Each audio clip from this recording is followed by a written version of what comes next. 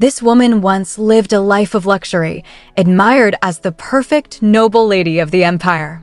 Her name was Idili Lancaster, the Duchess of the powerful Lancaster family. From childhood, she was taught that elegance, grace, and obedience were the essence of a noblewoman.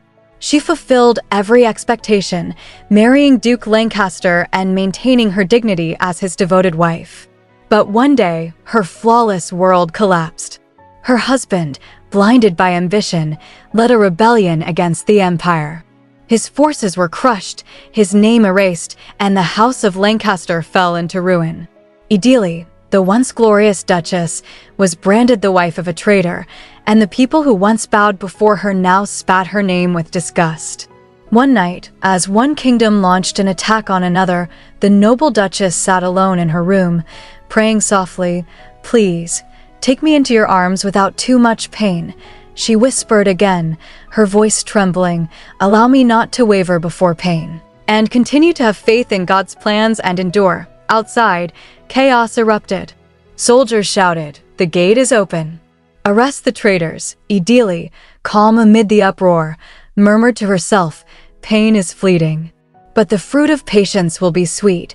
Moments later, a commander rushed in as one of the soldiers yelled, "This is the only room remaining." Another barked, "Break down the door." The door burst open, and there she was, a beautiful lady sitting gracefully on a chair, her posture still regal even as the world crumbled around her. The soldiers laughed, one sneering, "Haha, my. So the rumors were true. She really is a beauty. So even in the midst of all this mess, you're still a duchess, is that it?" The commander stepped forward and called out, "Duchess Idili Lancaster." Idili looked up at him, disbelief flickering in her eyes. "Are you going to execute me here?" she asked quietly. He drew his sword and held it to her neck, replying, "No, by the order of the emperor, I will take you alive as a prisoner." Her thoughts screamed, when did it all go wrong? As she sat in that old chair, Idili thought to herself, accepting my share of accountability in this old chair, I pondered the honor and pride of a noble. I foolishly endured through everything for such silly things, but I can't even die as I wish. The perfect lady, Idili Lancaster. She hasn't been the Duchess of Lancaster for too long. 3 years ago, memories flooded her mind. She recalled a grand banquet where whispers floated through the air. "Look over there. It's Idili Canyon." Another voice added, "I heard she is engaged to Duke Lancaster." Even if the Lancasters are one of the 4 most prominent families, it's still distasteful. To marry such an old duke, precisely. This year, the duke turned a hush. Someone might hear you. More importantly, just look at how steadfast she is. Another lady whispered, "My goodness, does this not bother her in the least?" I don't know what she's thinking. Count Canyon's only daughter, Idili Canyon, born to be perfect. There were 4 extraordinarily powerful families in the empire, and Idili, raised and groomed to be married into one of them, had finally fulfilled her purpose. She had lived a year and 8 months as the old duke's wife. Who could have guessed that this perfect lady was nothing more than a means to bind 2 powerful families together? Yet, because of the duke's treasonous plan to declare independence from the empire, she would become the wife of a traitor. The emperor chuckled upon hearing of her capture, his voice dripping with mockery, finally. The greatest spoils of this war. Duke Lancaster's second wife, Idili Lancaster. Idili's thoughts were bitter and cold. All my life, I was born and raised for a single purpose. I collapsed where I was standing because I was too afraid to run. I couldn't bear the thought of facing my death on the floor, so I dragged an old chair over to sit, all because of my feudal honor. It may be all I have left, but still, I can't crumble to the very end. Laughter echoed through the hall as one man shouted, "Your Majesty, give the treacherous criminal to me." Another bellowed, "No. I probably took more enemy lives than him." "Sir, take pity on this old widower." A woman's voice joined in mockery. "Why don't we decide who gets the prisoner with a duel?" Someone sneered. "I guess no one here has any dignity left." Nobles whispered among themselves, but it's understandable. Idili Lancaster was praised as the perfect lady of nobility. Well, she's nothing more than a slave now. All the more reason not to hold back. Emperor Demarcus Tuberine chuckled and said, My. I almost forgot about the greatest contributor in suppressing the rebellion when he's standing right here. Isn't that right? Tell me, Laszlo, are you not in need of a woman? If you would like, I will give the greatest spoils of war to you. The nobles murmured bitterly. She got married to the wrong man, and now she's ruined. And that commoner, he's thriving, isn't he? He's been made a count, and now this. Why does His Majesty want to endow him, of all people, with the greatest spoils of war? Ideally thought. From what I recall, he used to be a mercenary. Then again, what does that have anything to do with me now? At this point, he's no different to me than any other knight. However, the man who brought me here, Laszlo Chrysis, the master of the Empire's largest mercenary guild, Calliope, and the man who was made count at the young age of 27 because of his military achievements. To the traditional nobles, he is by far the biggest threat among the nouveau riche noblemen on the Emperor's side. However, from what I heard, the nobles who treat mercenaries like delinquents look down on him and treat him like a commoner. Laszlo spoke calmly. I'm not sure. My maids are short-handed, though. The Emperor roared with laughter. Huh. Ha ha. Are you saying you want to use the woman who was once a duchess as a maid? Laszlo replied without hesitation. I don't have any other use for her. The Emperor smirked, pleased by the cruelty of it all. Good, very good. I will endow Ideally Lancaster to Count Laszlo Chrysis, who is in need of more maids, and as the hall erupted in laughter, Ideally trembled, her heart turning to ice as she whispered a final, desperate plea, all-powerful Para. Is this what I get for being patient? 3 years ago, in the house of Count Canyon, a storm of voices echoed through the grand halls.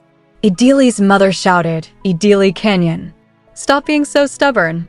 Do you think you can really defy your father? Ideally hesitated, her voice trembling, but mother, the Duke is even older than father, so how could I marry? Her mother sighed deeply, trying to reason with her daughter.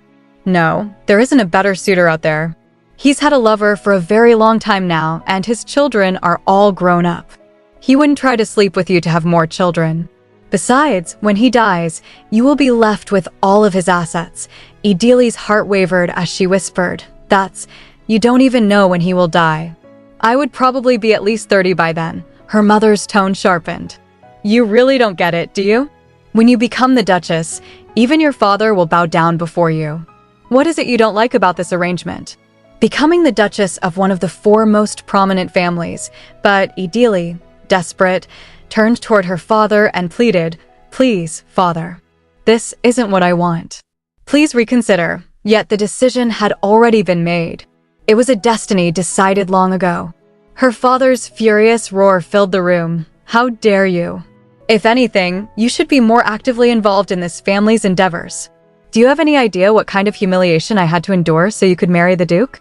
I of all people am doing all this for you, you worthless girl. Or have you forgotten why I raised you? Ideally clenched her fists, her thoughts trembling in silence. I can finally be free from my father, she thought. I can leave the house of Count Canyon. That was the only thought in my mind as I endured everything. I was relieved the Duke was too busy with his lover to lay a finger on me.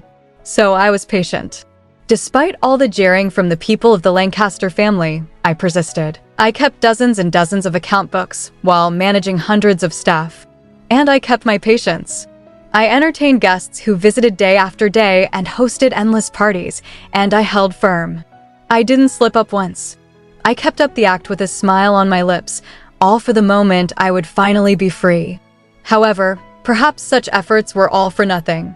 Then, one day, a man came running toward her, shouting, You must run, my lady. Ideally blinked in confusion. What do you? But he cut her off in panic. The Emperor's army is storming this place. Her mind froze as realization dawned. Up until that moment, I had no idea, she thought. I was the only one kept in the dark about Duke Lancaster's plans to declare independence. The plot he hatched without me failed. And I realized something while running down the empty corridors. She dashed through the halls, her breath ragged. I don't see anything. Where did all the staff go? I was the lord that would keep the Emperor's army at bay. The kind of life I longed for was one filled with the warmth of others and supportive validation. But even though I was in charge of all those account books and staff, only one butler bothered to warn me. It turns out I never truly held any part of this large estate in my hands. I became the perfect lady my father always wanted me to be. My life that was praised was nothing but an empty shell. Perhaps all the pain I endured were signs from God telling me to run. Now imprisoned, Idili sat in silence when a guard barked, "Now stay quiet." She lowered her gaze, thinking, who knew something worse than death awaited me. They call me the spoils of war, but in reality, I am nothing more than a slave. They just call me that because slavery has long been abolished. Inside the dark cell, Duke Lancaster's eldest daughter, Lauren Lancaster, shouted bitterly, Are you still acting all high and mighty even now? Well, aren't you the incredible and perfect lady? Her sister, Daria Lancaster, added venomously, she's always been like that from the moment she got married. Her own family sold her off, but she's always acting like she's a real duchess. Count Canyon ratted on everything. I'd bet she helped her father, too. We made you the duchess, you traitor. You ungrateful wench, Idili sighed softly, thinking, it's not the first time they've expressed their disapproval of me, but they've never been so crude before. They're worn out and have completely given up. She spoke gently, her tone calm amidst the chaos. Why don't you get some sleep, Lauren? You too, Daria. Inside, she thought, I don't want to waste my energy on a meaningless exchange of vicious words. Sooner or later, there will come a time when the guards aren't watching closely. When that time comes, I need to have enough energy to kill myself. I would rather die than become someone's plaything. All the Lancaster men have died, and the House of Canyon was able to avert annihilation by giving up on me. Count Chrysis said he would use me as his maid, but a young female prisoner of war will hardly be treated like a human being. Even now, the only reason I'm in a tolerable cell despite being a serious criminal charged with high treason is because I am a gift the Emperor is giving away. It feels like my whole body is screaming in pain. My head aches too. I should sleep for now. I'm sure I'll think of something when I wake up. I have to figure out a way to kill myself. The next morning, sunlight fell across her face. She blinked her eyes and thought, I guess old habits really do die hard. I was completely exhausted, yet I woke up at this hour. Today, I will be handed off to Count Chrysis. No matter what it takes, I have to find an opportunity to die. That means this is the last sunrise I'll ever get to see in this life. It almost seems like this glimmer of sunlight shining through the window of my small cell is bidding me goodbye. The sky is unbelievably beautiful. The final meal they served was relatively lavish for a criminal. Keeping in mind that this is my last meal, I took each bite with a grain of gratitude. A voice soon echoed through the corridor, calling out, Lauren Lancaster. Daria Lancaster. Come on out. Idili Lancaster. Come out. Idili rose slowly, her mind steady. I pray that nothing atrocious happens to those poor girls, she thought. Now there is only one thing I must do, to remain elegant until the moment I die.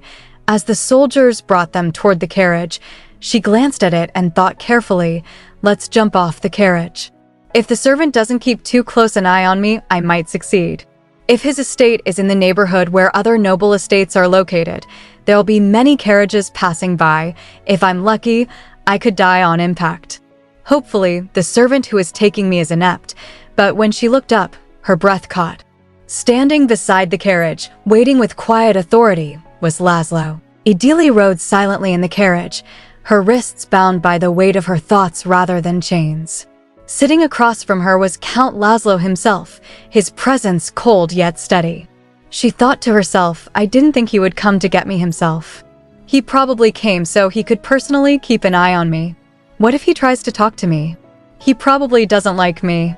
After all, he was the commander of the Emperor's army. How could he look favorably upon me, the wife of a traitor? Laszlo reached into his cloak and pulled out his red jacket, his sharp eyes glancing toward her trembling hands. Why are you? She stammered, startled. His reply was short and quiet, then stopped shivering. Her eyes widened as she realized, oh, I guess my hands were trembling. That's why he gave me his cloak. She clutched the fabric, feeling the warmth, and a dark thought crossed her mind. If I throw this cloak toward him, would that buy me enough time to jump off this carriage? Yes, once I jump off, I'll be crushed to death by the carriage's wheels. I can do it. Her breath grew shallow as she counted in her mind. I can hear a distant carriage approaching. I'll count to 3, and then I'll open the door to jump off. 1, 2. Before she could move, his deep voice cut through her panic. It'd be better if you didn't do that. She froze. He knows, she thought bitterly. That's why he put me in the same carriage as him.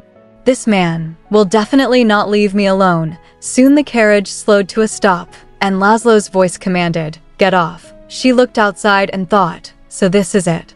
The hell that I will be living in. As she stepped down, her ankle twisted, and she braced for pain, but instead, she felt a firm, gentle hold. She looked up, startled, to find Laszlo supporting her in his arms. I always remember what a noble lady mustn't do, she reminded herself. Keep in mind that acting like you're dizzy to fall into the arms of a man is a cheap and vulgar way to win over his heart. Her cheeks flushed. I'm sorry, she whispered quickly, hoping he wouldn't misunderstand. Laszlo released her without a word and turned toward the castle. Follow me, he ordered curtly. As they entered the grand yet strangely quiet estate, his voice echoed, Head housekeeper. I take it nothing happened at the estate while I was away. Idili blinked. Head housekeeper, she thought, confused. A maid rushed forward, smiling nervously. Welcome back, my lord. Haha, nothing out of the ordinary. Your housekeeper, Marcia, is taking good care of the estate, so please do not worry. Idili frowned inwardly. Why isn't there a butler answering him? She wondered. Laszlo then said calmly, Did you say you were short on maids? Here's a new maid. Use her as you see fit. First, give her a bath, feed her, and give her a room to sleep in. Marcia blinked in shock. What? But Laszlo continued, You can let her use any of the rooms that aren't already occupied. Put her to work starting tomorrow. Idili's heart skipped a beat. He didn't ask her to send me over to his room. He's really using me as a maid. Marcia chuckled dryly. Huh. As short and to the point as ever. Just then, another maid hurried in. Mrs. Bohen, have you heard? Marcia looked up annoyed. What is it, Mina? Mina, breathless with gossip, said, I just heard it from the night outside. That's Duchess Lancaster, who was captured as a prisoner of war. Marcia's eyes widened, then curved into a smirk. Is that so? I can't believe I get to order around a duchess. Mina, do as Lord Chrysis ordered.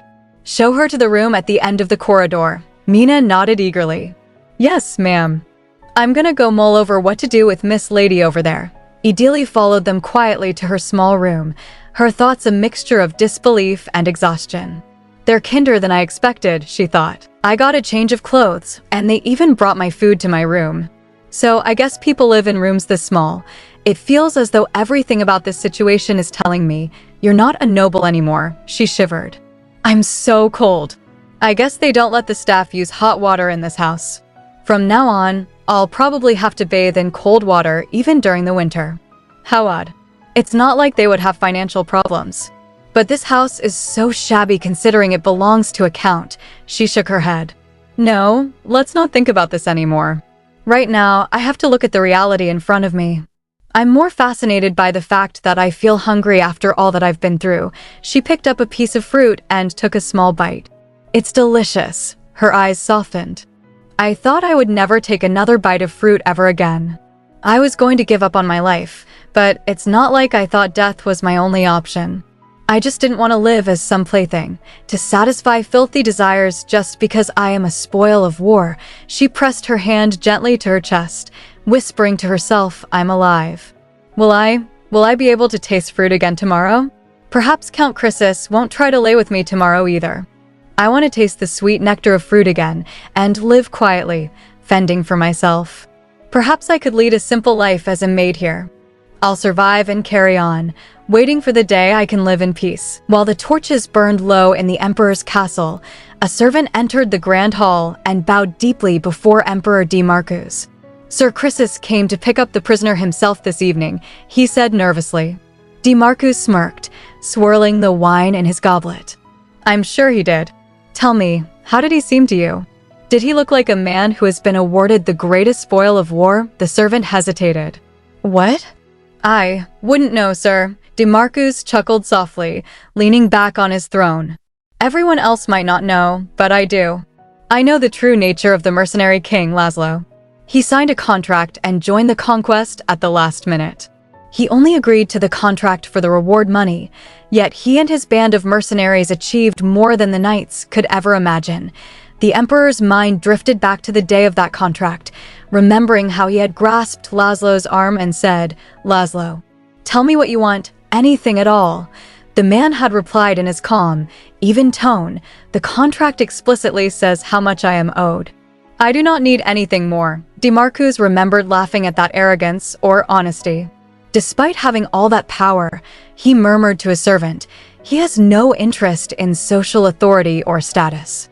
And to top it all off, the audacity to be so brazen. Why, he would make the perfect dog. But to make him more than a loyal hound, I must lure him with something that would captivate him. Making him a count isn't enough, he smiled to himself. Yes, that encounter took place about 2 years ago, at the victory banquet. The memory flashed, nobles whispering among the glitter of gold and crystal. Did that mercenary really become a count? One hissed. Yes, it's true, another replied in disgust. Surely he would want to be treated as our equal. Just thinking about it makes me queasy. What on earth is His Majesty thinking? DeMarcus had watched from his throne, amusement curling his lips. Though he was the principal driving force behind our victory, he recalled, he was not welcome there. But in that moment, Laszlo definitely had his eyes on Ideally Lancaster. His smirk widened. That is worth a gamble. The die has been cast. Now it's time to watch. His laughter echoed through the empty hall. Brace yourself. I've never lost a bet in gambling. Meanwhile, in the quiet of his manor that night, Count Laszlo sat in his study under the flickering lantern light. Darn that snake of an emperor, he muttered under his breath. What's he after? I didn't expect the Duchess and I to cross paths like this. This is going to give me a bad headache. He leaned back and sighed, his thoughts bitter. The only reason I agreed to the Emperor's offer and accepted the pesky noble title was so my little sister could be married off to a decent family. Maybe I shouldn't have been so greedy. Though I became nobility, since I am of common birth and a mercenary, they will hold me in contempt anyway. It's obvious how my sister will be treated in marriage negotiations. His hand tightened around his cup. From what I've witnessed so far, marriage among nobles is vulgar. A father who sells off his daughter to an old man to make connections with one of the 4 most prominent families. An old duke who already has a lover and grown children, but is still getting remarried. And in these crude negotiations, the lady who was sold off at the highest price, Ideally Lancaster. His mind drifted to her image, calm, beautiful, resigned. Even though she was being married off to that old coot as a second wife, she was still smiling. If she were really against the marriage, she would have run away. Did she exchange her youth for power because of her greed? But why couldn't I take my eyes off of her? It's not like I would ever have the chance to speak with her. Unlike me, who became nobility overnight, she was born into nobility and lived her whole life as a noble. I thought I would never get to see her again. But that very same Ideally Lancaster is now at my house as a maid. He exhaled sharply. That devious emperor. He gave the ex-duchess to me as a warning to those who conspired against him, or something along those lines. If I had refused to take her, she would have been sold off, or she may have killed herself. Those were probably her 2 options. She was found in the Duke's empty castle after everyone else had fled. Count Canyon cut all ties to his own daughter to keep his own neck. Both the Count and the Duke forsook her. She tried to kill herself because of that. Nobles and their pride. I don't get what it is she's trying to protect by throwing her life away. He lifted his lantern, watching the flame flicker, and muttered, but if I keep her around, I might find a use for her. If she could break from her past, her life may not be the worst it could be. He blew out the light, and the room fell into darkness. The next morning, the clatter of basins echoed in the manor's laundry room. Housekeeper Marcia tossed a bundle of worn linens onto the table, her voice sharp. Look here, Duchess. What is this? So I guess the house you're from used dirty old rags like these? Were you too afraid to get your soft hands dirty when you were washing these? Ideally kept her head low and nodded. I'll do better, she said quietly. Marcia sneered. Of course you will. Hey, Salia. Yes, a timid voice answered. Are you sure you trained her properly? Marcia demanded. Don't go easy on this one, and keep a close eye on her. This wench is a traitor from the House of Lancaster, our master captured. Who knows what she might try to cook up? A maid whispered nervously. Are you certain? There won't be any blowback even if you say things like that. Marcia scoffed. What are you afraid of? You think the Duke will come back from the grave for his poor wife? There's nothing to worry about, so treat her however you'd like. Idili's heart ached as she pressed her hand to her chest. Head housekeeper Madame Marcia Bohen, so this is what she meant yesterday. I can't believe I get to order around a duchess. I guess she wants to show everyone how great she is by overpowering a former duchess like myself. She's been like this from the moment she introduced me to the rest of the house staff. Does she want me to break into tears? This is all very unnecessary, because there's probably no one else out there who's happier about the demise of the House of Lancaster. But more importantly, Salia sighed after Marcia left. She's finally gone. I can't believe she has the nerve to speak of the dead like that. Layla, another maid, muttered. Bohen being rude like this isn't anything surprising. We're already busy as it is, so I don't get why she comes to give us a hard time. Idili listened quietly, her mind calm yet weary. Salia is the maid in charge of the laundry room, she thought. Madame Bohen specifically picked her to train me, a former duchess, putting her in an uncomfortable position. If we get picked on again because I didn't do the laundry properly, it would make everyone else's life harder. So let's finish what's in front of me right now. I don't care about being ridiculed.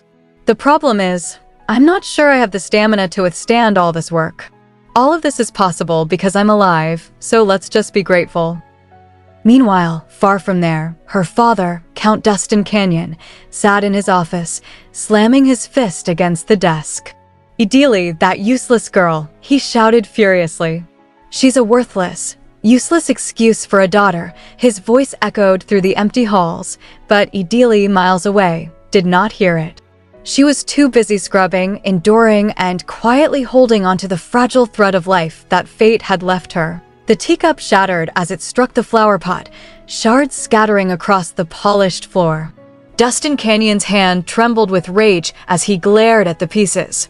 A man burst into the room, panting, his son, William. Father, what do we do now? Idili has become that mercenary's maid, he blurted. But Dustin cut him off sharply, his voice filled with venom. William, don't mention that worthless girl anymore. The ingrate who doesn't even have the decency to take her own life before she is humiliated. After all I went through to keep this house intact, his voice cracked with both fury and desperation. His mind drifted to that fateful day before the Emperor. Please believe me, Your Highness, he had pleaded, his knees pressed against the cold marble floor. Duke Lancaster blackmailed me into helping him commit treason.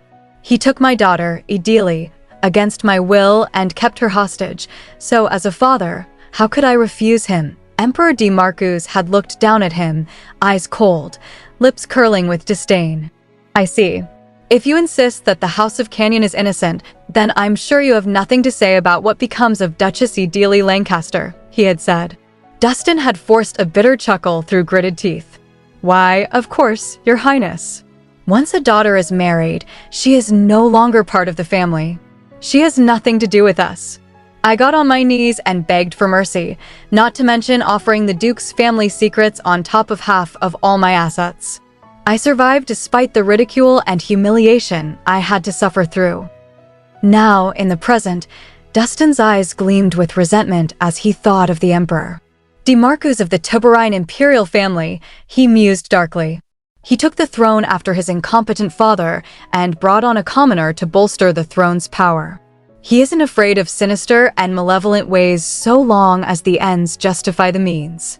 He's trying to make an example out of my house to keep the high nobles in line. He turned Idili, that incompetent fool, into that dirty mercenary's toy, to tarnish the reputation of the Canyon House and to warn the others. His lips twisted into a sneer. Yes, that is exactly what he was after all along, he muttered. His thoughts burned hotter. He dare ridicule me like this? You think you can get away with manipulating me, the great Dustin? He straightened and barked, William, Geoffrey. Keep a low profile for the time being. Since the emperor got himself a trusty hound, he has nothing to fear. Yes, father, William answered quietly. Dustin looked down at the shattered porcelain at his feet and crushed it beneath his heel. You just wait and see, he swore silently. I will build myself up again and make sure no one can ever look down on the House of Canyon. No matter what it takes. The next morning, the sun filtered gently through the manor windows as Idili walked through the courtyard, a wooden bucket full of damp clothes in her hands. Idili, wait for us, called a familiar voice. She turned to see Salia and Layla, both carrying baskets. Salia. And Layla, she said, blinking in surprise. Salia chuckled, brushing back her hair. You're on your way to hang the sheets to dry, right? It won't be easy to do on your own. Let's do it together since we're headed there too. Idili smiled faintly and nodded. Together, the three women worked quietly in the soft morning breeze, the sound of flapping sheets filling the air. As she worked, Idili's thoughts wandered. It's already been 10 days since I came to this house. If someone were to ask me what I've done, I could proudly tell them that although I am a mere spoil of war, I worked hard as a maid in the laundry room. Because of it, I've gotten rather good at doing the laundry. However, if I had to complain, her thought was abruptly interrupted by a sharp, piercing voice. Hey, Duchess. Your laundry is a complete mess today too. Are you intentionally ignoring me, or are you just that dull? It was Marcia Bohen again. It would be Madame Bohen, who keeps coming around to pick on me, Idili thought with a quiet sigh. Speak up if you've got something to say, Marcia snapped. Idili looked up calmly. Excuse me, Madame Bohen, she began gently. But before Marcia could unleash another insult, Salia stepped forward. Considering that she only just began learning, she's doing quite well, she said firmly. I'm training her just fine, so why don't you return to your station and do your own job? Marcia's face flushed red. What I'm trying to say here is, she began, but Salia cut her off. I'm the one in charge of the laundry room. We're already swamped as it is, so please stop doing this. Being busy is one thing, but then why don't you show her how it's done?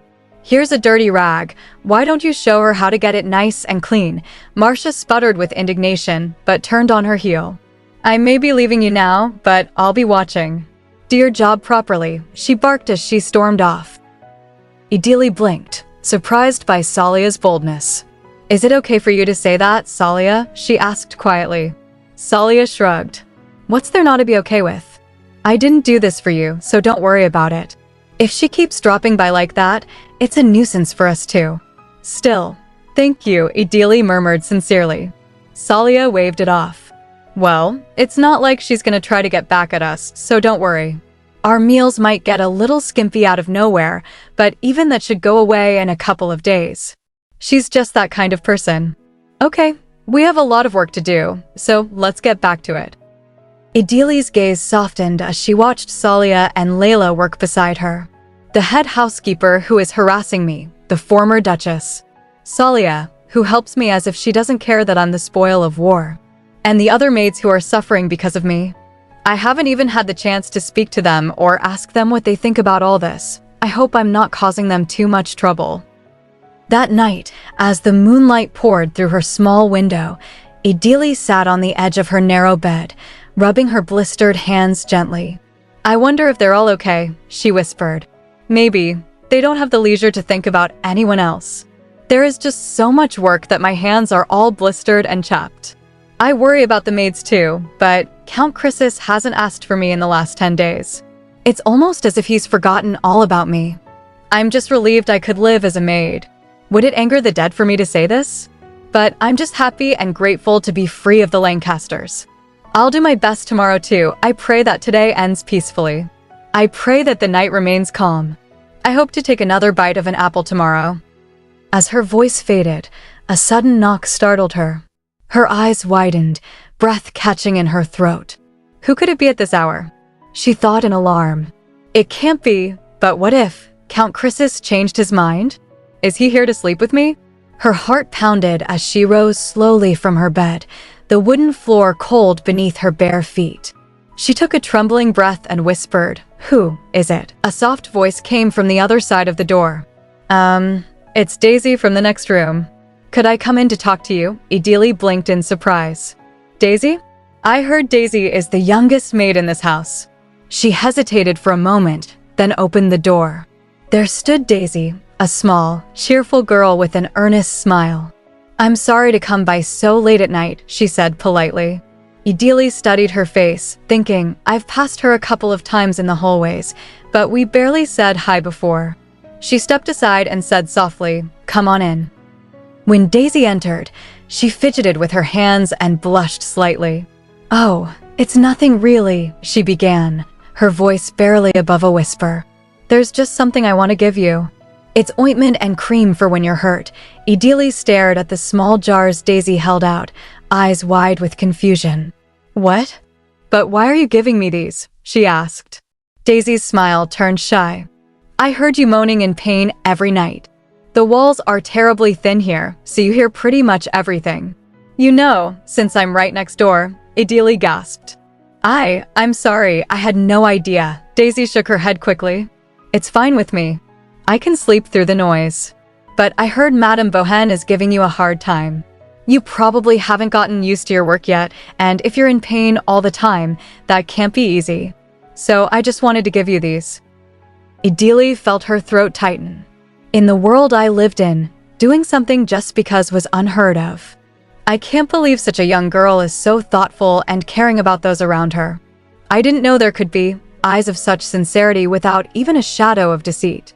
She reached out and gently took the ointment. Thank you, Miss Daisy, she said warmly. Daisy's eyes widened and she stammered. Did you call me Miss? You can just call me Daisy. Ideally smiled faintly. Then you can just call me Ideally, too. Daisy blushed, her cheeks turning red. I'm not sure I can do that. Then is it okay for me to call you Sister? Ideally's eyes softened, and she nodded, smiling gently. Should I help you put the ointment and cream on your shoulder and back? Daisy asked. I think I can handle it myself, Ideally said with a faint smile. Daisy chuckled. You won't be able to reach your back. We're both girls, so there's no need to be shy. Then, thank you, Ideally said softly. As Daisy helped her, Ideally thought, it's a shame I don't have a diary. If I had one, I would have written that I made a new friend today. The next morning, the breakfast spread was noticeably smaller, just as Salia had predicted. I told you so, Salia said with a wry smile. Ideally looked at the tray and thought, at least there's still fruit. Maybe it's because of the medicine Daisy gave me. My back feels a little better. I used to be forced to fast regularly to maintain my figure. This is fine. I'm sure today will be fine too. In his study, Count Laszlo Krisis held a letter and read it aloud, his deep voice echoing in the room. Dear Count Krisis, the loyal heart of a lion. He folded it slowly, eyes narrowing. Bring her to me. To the sitting room on the first floor. Now, he ordered. Ideally followed the servant through the corridor, her thoughts uneasy. He called for me out of the blue. There will be other people there, so I'm sure nothing will happen. But I wonder what he wants from me. Go on in, the servant said, holding the door open. Ideally took a breath. I was sure today would be a good day, too, she thought, then stepped inside. It's Ideally. I heard you asked for me, she said quietly. Count Krisis sat at the table, the morning light casting sharp lines across his face. Take a seat, he said. She obeyed, lowering her gaze. Count Laszlo Krisis, she thought nervously. I feel overwhelmed every time I see him. He leaned forward slightly. Let me ask you something. Are you familiar with Dowager Marchioness Barbara Celestine? Her eyes widened. What? Barbara, she began, then caught herself. Wait a second. Why is he mentioning the Dowager Marchioness Celestine?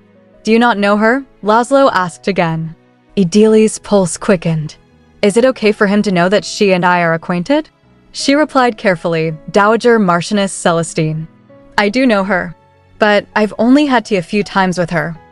Then it must have been some tea, Laszlo said dryly. Why else would that rigid woman write to me, a bloodthirsty mercenary, begging for mercy?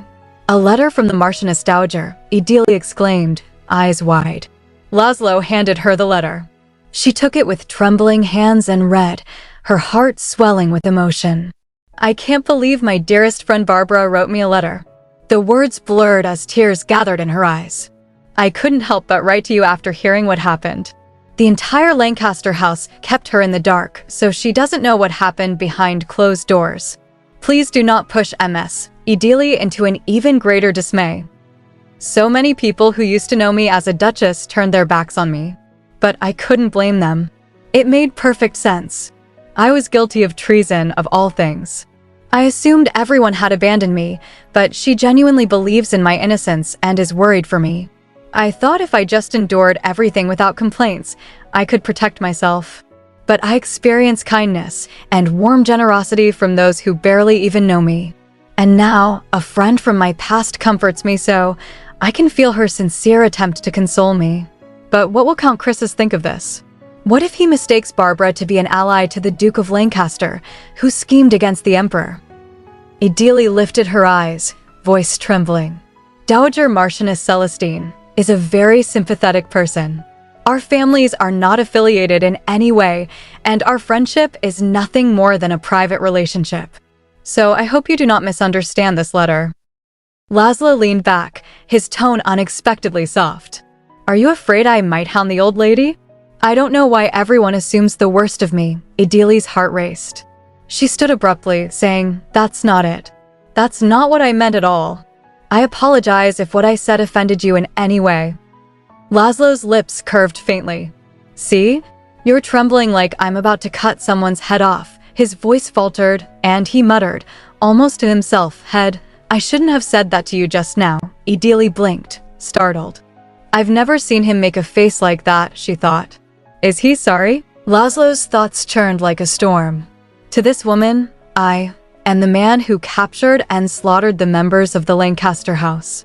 She's probably disgusted by me and might even think I'm some cruel and vicious monster. And what do I say to her? Hey, you're trembling like I'm about to cut someone's head off. I can't believe I said that. You insensitive fool. He sighed quietly, his gaze flickering toward her. I just wanted to know why Dowager Marchioness Celestine is going to such lengths for her. What is she thinking right now? Idili finally broke the silence. My lord, all you've done is follow His Majesty's orders and claim victory. It is an anomaly that I should even be alive. There is no reason you should feel uneasy talking about any of this. Laszlo's eyes lingered on her as she spoke with that calm, measured tone.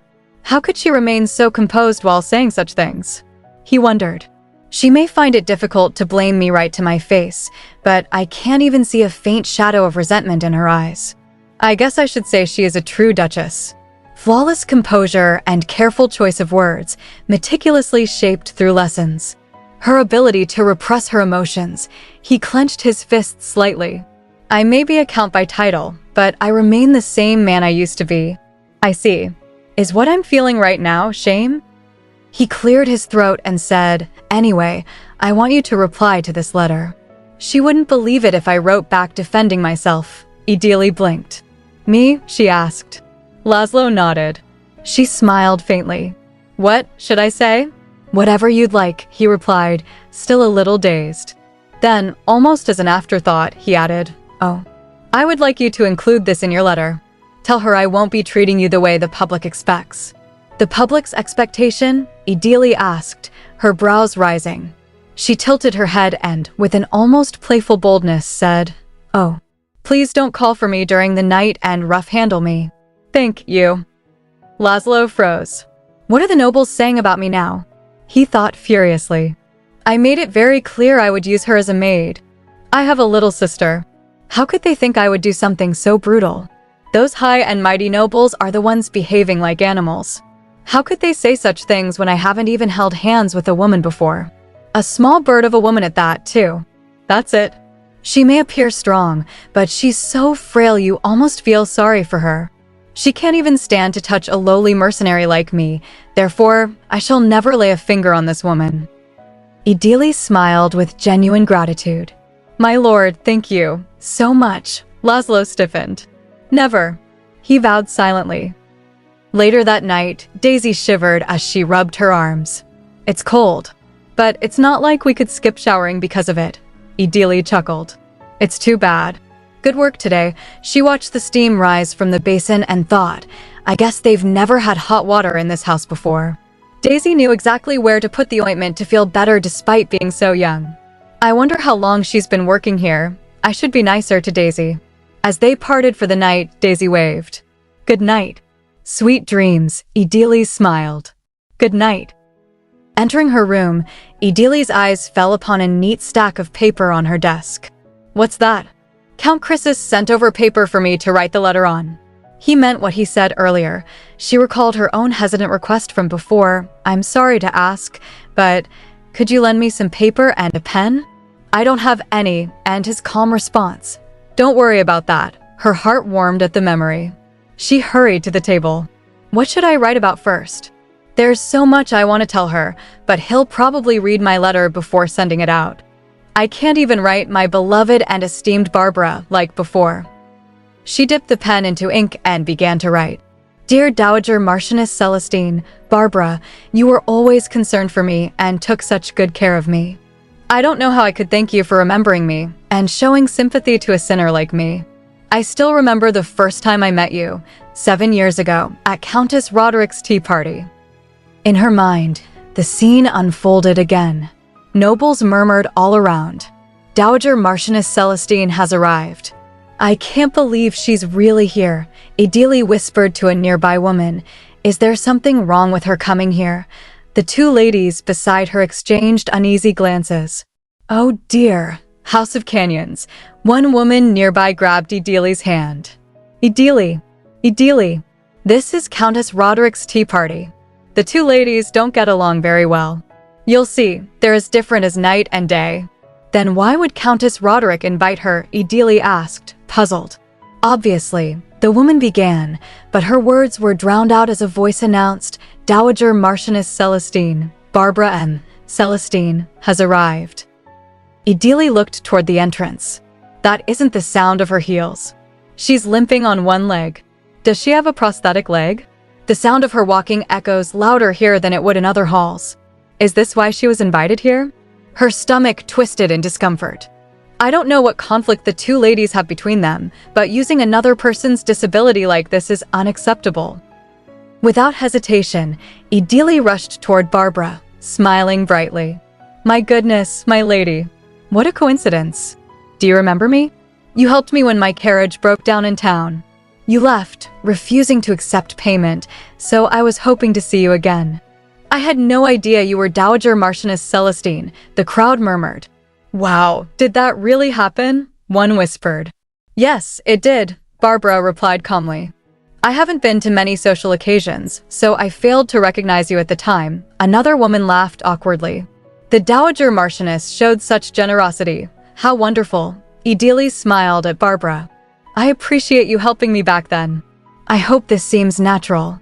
I hope my over-the-top welcome is enough to cover up the uncomfortable noise and silence. Barbara leaned closer and whispered, Well, aren't you a nosy young lady? I'm sorry if it offended you, Idili said softly. Not at all, Barbara murmured back. Idili thought back on that day. Back then, I was young. I was proud of myself for helping an elderly lady in trouble. Around them, gossip buzzed like flies. Have you heard? Viscountess Oberon decided to divorce her husband. Isn't the House of Oberon on the verge of bankruptcy after being scammed? I heard the Viscountess has been working as an interpreter outside of the house. Don't tell me she's asking for a divorce since she's making money, another sneered. How could she hurt her husband's authority like that by earning money outside like that? Oh my, after her husband was generous enough to withstand all that, she's still asking for a divorce. Perhaps she's taken a lover on the side. Idili's expression darkened. I had no idea how easily the social scene can damage a person's reputation. She has been neglecting her duties at home, and one lady began before Barbara interrupted sharply. It would seem that you are much more conservative than when I was young. Barbara's voice cut through the murmur of the crowd, steady and sharp. It would seem that you are much more conservative than when I was young. Why should she be criticized for becoming successful on her own merit? Her house was like a sinking ship, so she did everything she could to keep it afloat. She wanted to do better, so she worked hard. Idili looked at her, eyes wide. What's wrong with ambition like that? Does that mean it's okay to be ambitious? There's nothing wrong with living like that. The woman with red hair laughed mockingly. I think you speak too boldly. How can you compare what she does with a working man? Viscountess Oberon, who failed her duties as the lady of the house, Barbara interrupted with a sigh, her tone firm. She is a progressive woman who earns a living to make up for what her husband failed to provide. You should all be fighting for your rights, but here you are, dragging others through the mud, the nobles whispered among themselves. No wonder they say she devoured her own husband. Apparently, she would lecture her husband on his affairs since she was young. Another chimed in softly. She must see herself in Viscountess Oberon. Don't mind her, Countess Roderick. We feel the same way you do. Then shall we move on to something else now? After the hectic tea party, ideally called out by the main gate, "Wait, Lady Celestine. Could you spare me some time?" Barbara turned to her. What is it, Lady Canyon? Ideally bowed her head slightly. Earlier, I was wrong. I was out of line to feel sorry for you. I had no idea you were stronger than anyone in the room. I want to become as strong as you, Lady Celestine. Could I come visit you occasionally, if you don't mind? Barbara smiled softly. That sounds wonderful. I would love for us to have such discussions. Since then, they spent much time together, speaking often, laughing over tea and sharing their hearts. Before long, they became each other's dearest friends. Sweet Barbara probably loved Ideally more than anyone else in the world. Had I only taken what she told me closer to heart, perhaps things would be a lot different than now, Ideally thought bitterly. Her memory replayed their last encounter, Barbara's voice fierce and filled with conviction. Ideally, don't ever get used to making sacrifices. Marrying the old Lord Lancaster. You must liberate yourself from the manipulative men who are trying to control you. Ideally had trembled as she replied, but if I don't do as my father tells me to, my only other option is death. Barbara had reached out to her, eyes burning with urgency. Why would you die? Please, Ideally. Look at me. If you would just ask for help, I will help you with everything. That was the last time she ever saw her friend. I'm sorry, Barbara, Ideally thought as she wrote. I only hope that this letter would give you some peace of mind and ease your worries. Elsewhere, Marcia's shrill voice filled the corridor. Really? Count Chrysis summoned Ideally. A maid nodded quickly. Yes, Madame Bohen.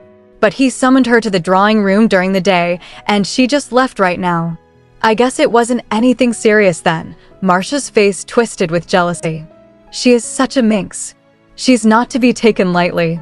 Just look at how Salia's taking her side. Another maid giggled.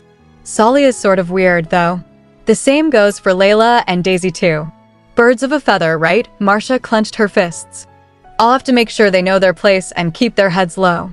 Those insolent brats who won't even pay their tributes, I'll make it crystal clear to them. The maid blushed and whispered about that. Some of the staff have been complaining about having to shower with cold water.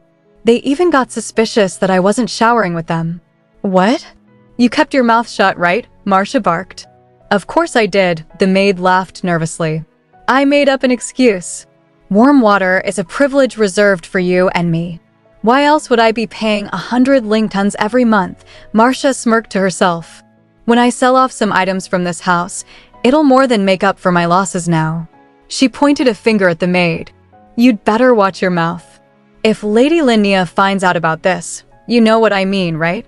Of course. Besides, she's not interested in such things, the maid reassured her. Marcia's smile widened.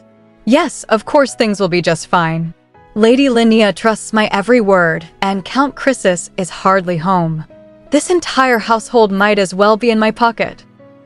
Elsewhere, Ideally handed a sealed envelope to a servant. It's the letter his lordship asked me to write. Please pass it along. I will, he said with a bow. In the laundry room, Salia sighed heavily as sweat rolled down her temple. Why is there no end to this darn laundry? She's making us do such unnecessary things, Layla shrugged. I guess Madame Bohen thought something didn't sit right again, Salia frowned. Where is she anyway? Well, it's obvious, Layla said dryly. Meanwhile, Marcia was brushing the hair of her lady. She's probably whispering weird things to Lady Linnea again. Is that true? Yes, my lady, Marcia replied smoothly. Have I ever told you something that wasn't true? Leave matters concerning high society and managing this house to me. Lady Linnea turned her head slightly. Okay, Please do as you told me. This estate must run perfectly, like any other house of nobility. Marcia smiled. Yes, my lady. In another corner of the house, Daisy rubbed her aching shoulders. Ow, my shoulders. My arms almost fell out wiping and mopping today. There isn't an inch of my body that doesn't ache. Idili looked at her with gentle concern. You did a great job today, Daisy. Are we expecting guests? Why did we mop down the entire house out of the blue? Daisy shook her head. We don't get guests in this house. I guess the head housekeeper's just in a mood. Idili blinked. Actually, she's right. It's already been a month since I've been living here, but I've never once seen a guest. Count Chrysis is a nobleman belonging to the emperor's inner circle, and yet there are no visitors that come around the estate. Is it because of all the distasteful rumors about him? She paused and thought. I also had a negative first impression of him. But considering how generous he has been with me and his general attitude, he doesn't seem like a terrible man. The only reason I can live this ordinary life is... Anyway, Daisy cut in, her tone chipper. Even if we don't have any guests, sometimes we do this sort of thing because of Lady Linnea. What? Idili jolted. Daisy offered her a piece of bread. Lady Linnea, Count Chrysis's younger sister. You've heard of her, right? Here, have some bread. Oh, I did hear that a lot of staff quit because of Lady Linnea, Idili said softly. That's right, Daisy replied. When Lady Linnea gets moody, it can be hard to bear. She's never had to work a day in her life, so I don't understand why she's so concerned with our work. Is that so? Idili murmured. Since he was young, Count Chrysis has always made a lot of money, Daisy explained. That's why they've never skipped a meal before, even though they were commoners. That pretty much says everything. Honestly, if her brother worked so hard to become nobility, she could just live her life being forever grateful. I just don't understand why she's so immature. Idili thought quietly. The Chrysis siblings who became nobility overnight, and a former duchess who became a maid overnight. It's like we're perfect opposites of each other. I learned how to wash the laundry for the first time in this house. Before I learned how to do it, I didn't know anything about it. Since this is their first time in such a high place, maybe they don't really know how to lead their lives as nobles. Despite being in the emperor's inner circle, the estate of Count Chrysis stood eerily quiet, its grand halls stripped of warmth and polish. The walls whispered neglect, and though the count, head of the family, wielded immense influence, he seemed indifferent to the state of his home. The only lady of the house fretted endlessly over the maids' every movement, as if control over them could substitute for order in the estate. But perhaps they weren't strange at all. Perhaps they simply didn't know any better. With no butler to oversee the mansion, the head maid now held all the power, ruling the staff with whispers and manipulation. One afternoon, Idili turned to Daisy, curiosity softening her tone. Daisy, did the other maids quit all because of Lady Chrysis? Daisy shook her head. No. There have been plenty of people who quit because of Madame Bohen, but if they blame Lady Chrysis, his lordship gives a good recommendation letter, so... Idili remembered the count's cold, measured voice during a past encounter. Here is your letter of recommendation. Thank you for your services. Daisy's cheeks flushed slightly as she giggled. He seems scary, but he's nice, isn't he? Idili thought silently. She's right. He does come off as scary. Still, he's a good person, but there are some serious problems here. Her gaze swept across the crumbling corridors. It wouldn't matter if this was a house on the verge of collapsing, but the House of Chrysis is a new noble family. As long as Emperor D. Marcus Tuberan's power remains strong, his right-hand man, Count Laszlo Chrysis, must serve his duty to the fullest as well. Her mind drifted. That means Count Chrysis must find himself a suitable ally as soon as possible. Maybe he could marry someone. Marriage is a great way to survive in high society. Did His Majesty not offer to introduce someone for him? Anyway, whoever he marries, I hope it's someone who pities me. The next day came swiftly. Lady Linnea stood by the parlor window, her sharp gaze fixed on Idili as she entered. So you're the famed Idili Lancaster? Her voice dripped with curiosity and disdain. Idili bowed politely. Count Chrysis and Lady Chrysis both make their summons out of the blue, she thought. They don't look much alike. Softly, she began, I'm just Idili now, Since the House of Lancaster is no, I know that much, Linnea snapped before she could finish. Idili blinked, startled.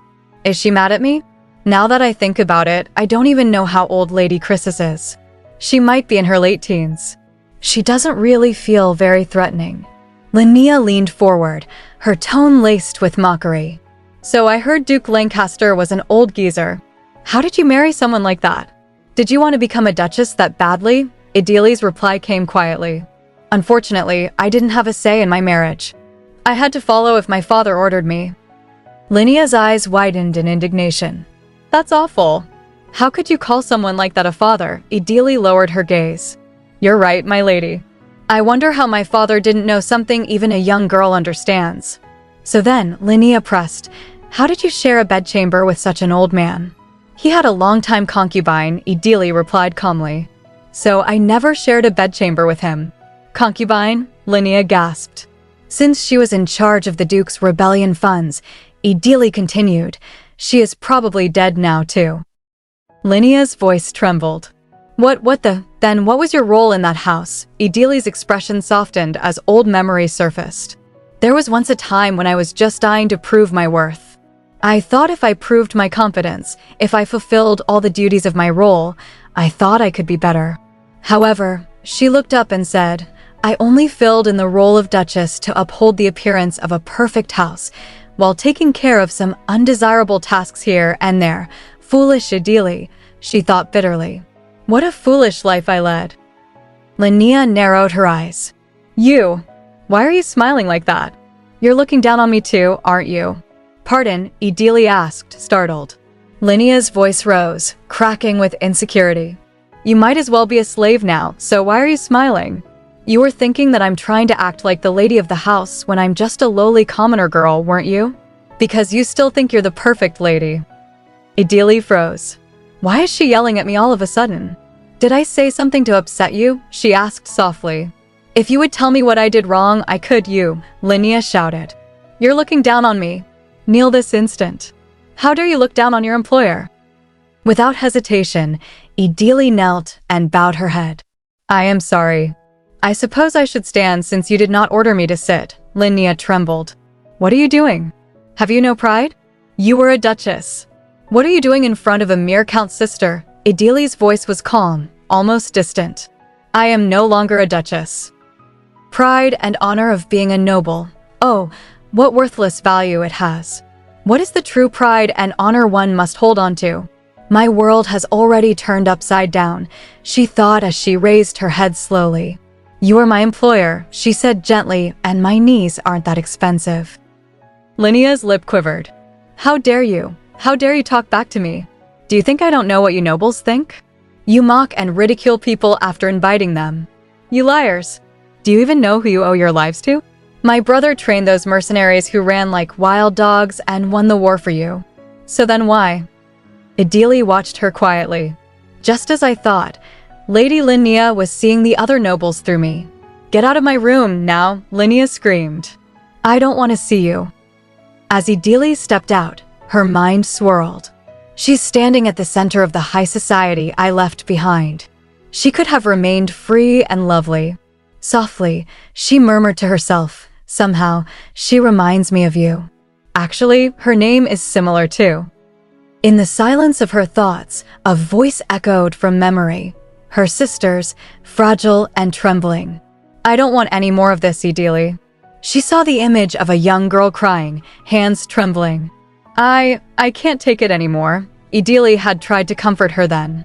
Everything will be better once you're married. If you just hang on a little more. But her sister had shouted, slapping her hands away.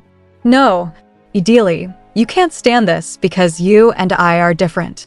I've already endured as much as I possibly could. My life isn't worth living anymore. Idili closed her eyes, her heart aching. My little sister, who is no longer with me, Lynn Canyon. There wasn't much history to the House of Canyon. Idili's great-grandfather, once a reckless gambler, had won a parcel of land that happened to hold a sapphire mine. Overnight, his fortune changed. Newly rich, he offered an enormous amount of gold to the emperor, who was struggling with the royal family's financial troubles. In gratitude, The emperor granted him the title of count. Thus, the House of Canyon was born nobles of sudden wealth, but no lineage, dignity, or refinement. Dustin Canyon, Idili's father, raised his daughters under the shadow of that insecurity. "Have you memorized the 4 most prestigious families now?" he barked at young Lin one afternoon. "Yes, father," she answered timidly. "The House of Duke Lancaster, the House of Duke Barrington." "Wrong, you foolish girl," he thundered. Lin flinched. She was only 10. Turning to her older daughter, he demanded, "Idili, name the 4 houses." Idili, 12 years old, straightened and replied, "Yes, father. The other 3 are the House of Duke Barrington, the House of Marquis Tolaine, and the House of Marquis Winblair." "Yes, that's correct," Dustin said sharply. "Those 4 houses hold power and authority that even the royal family cannot take lightly. So never forget, you will have to marry into one of them so no one will ever look down on the Canyons. Do you understand?" "Yes, father," Idili responded firmly.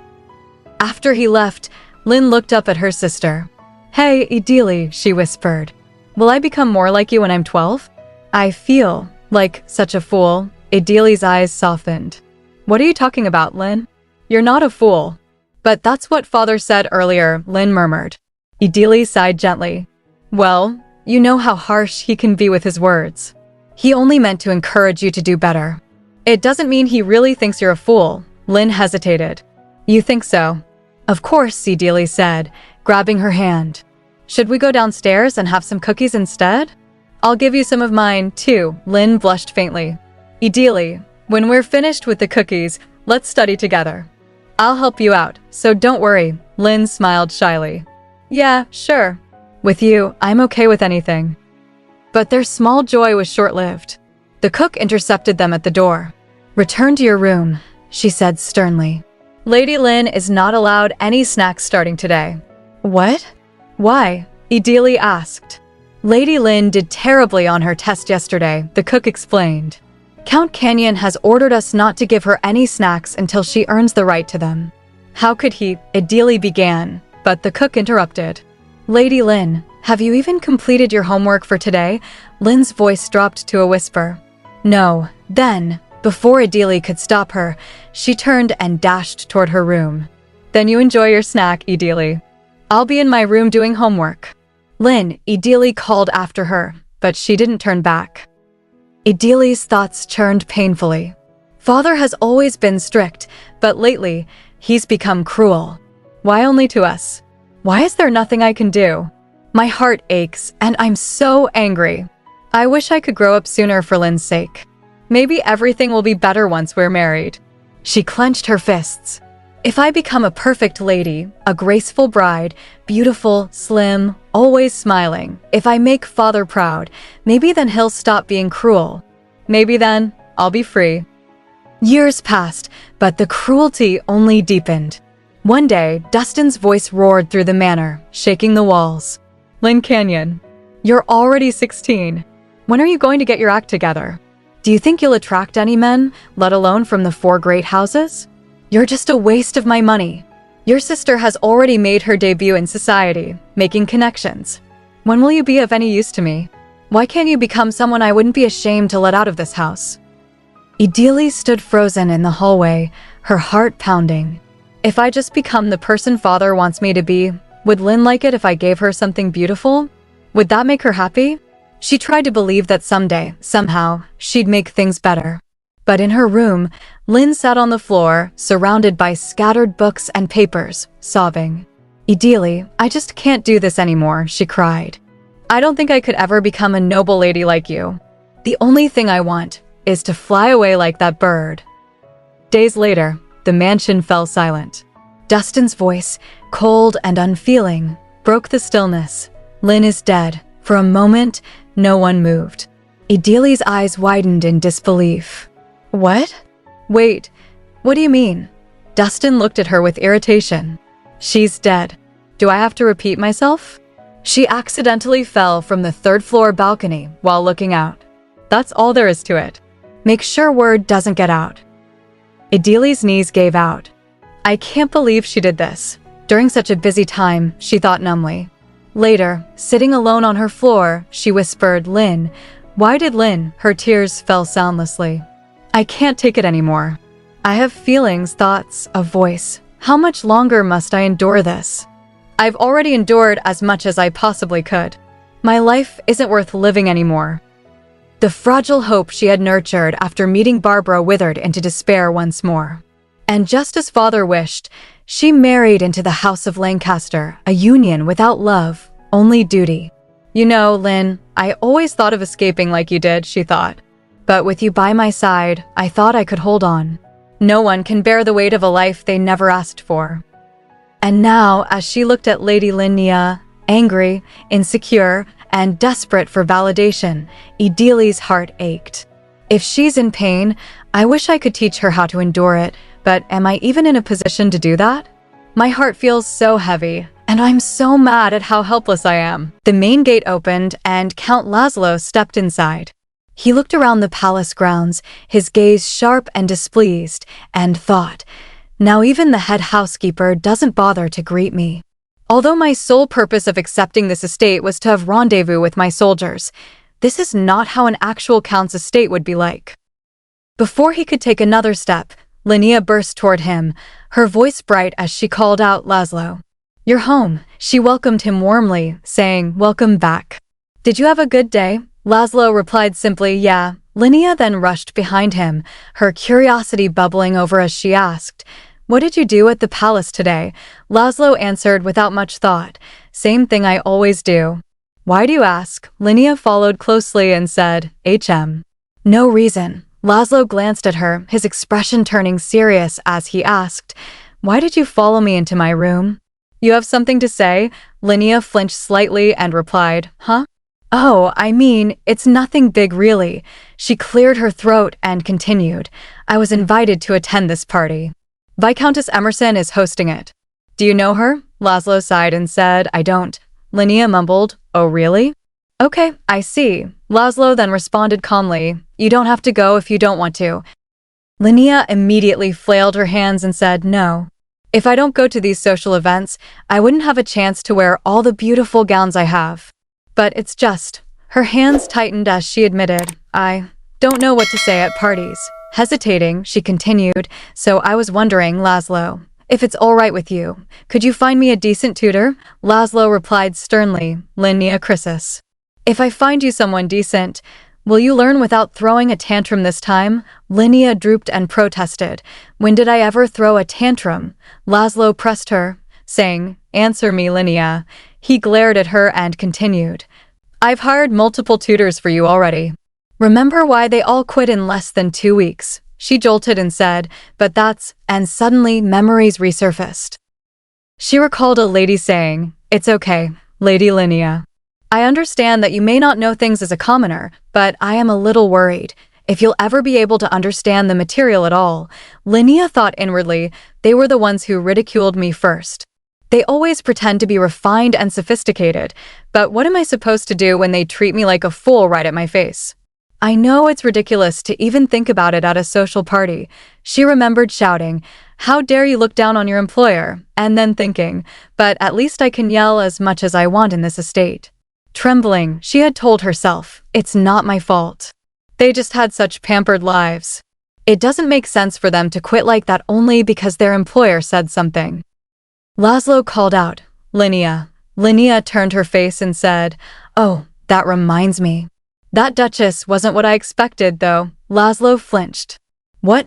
Linnea tilted her head and said, "She's held a higher position than any of the tutors that ever came here, but she had no pride at all.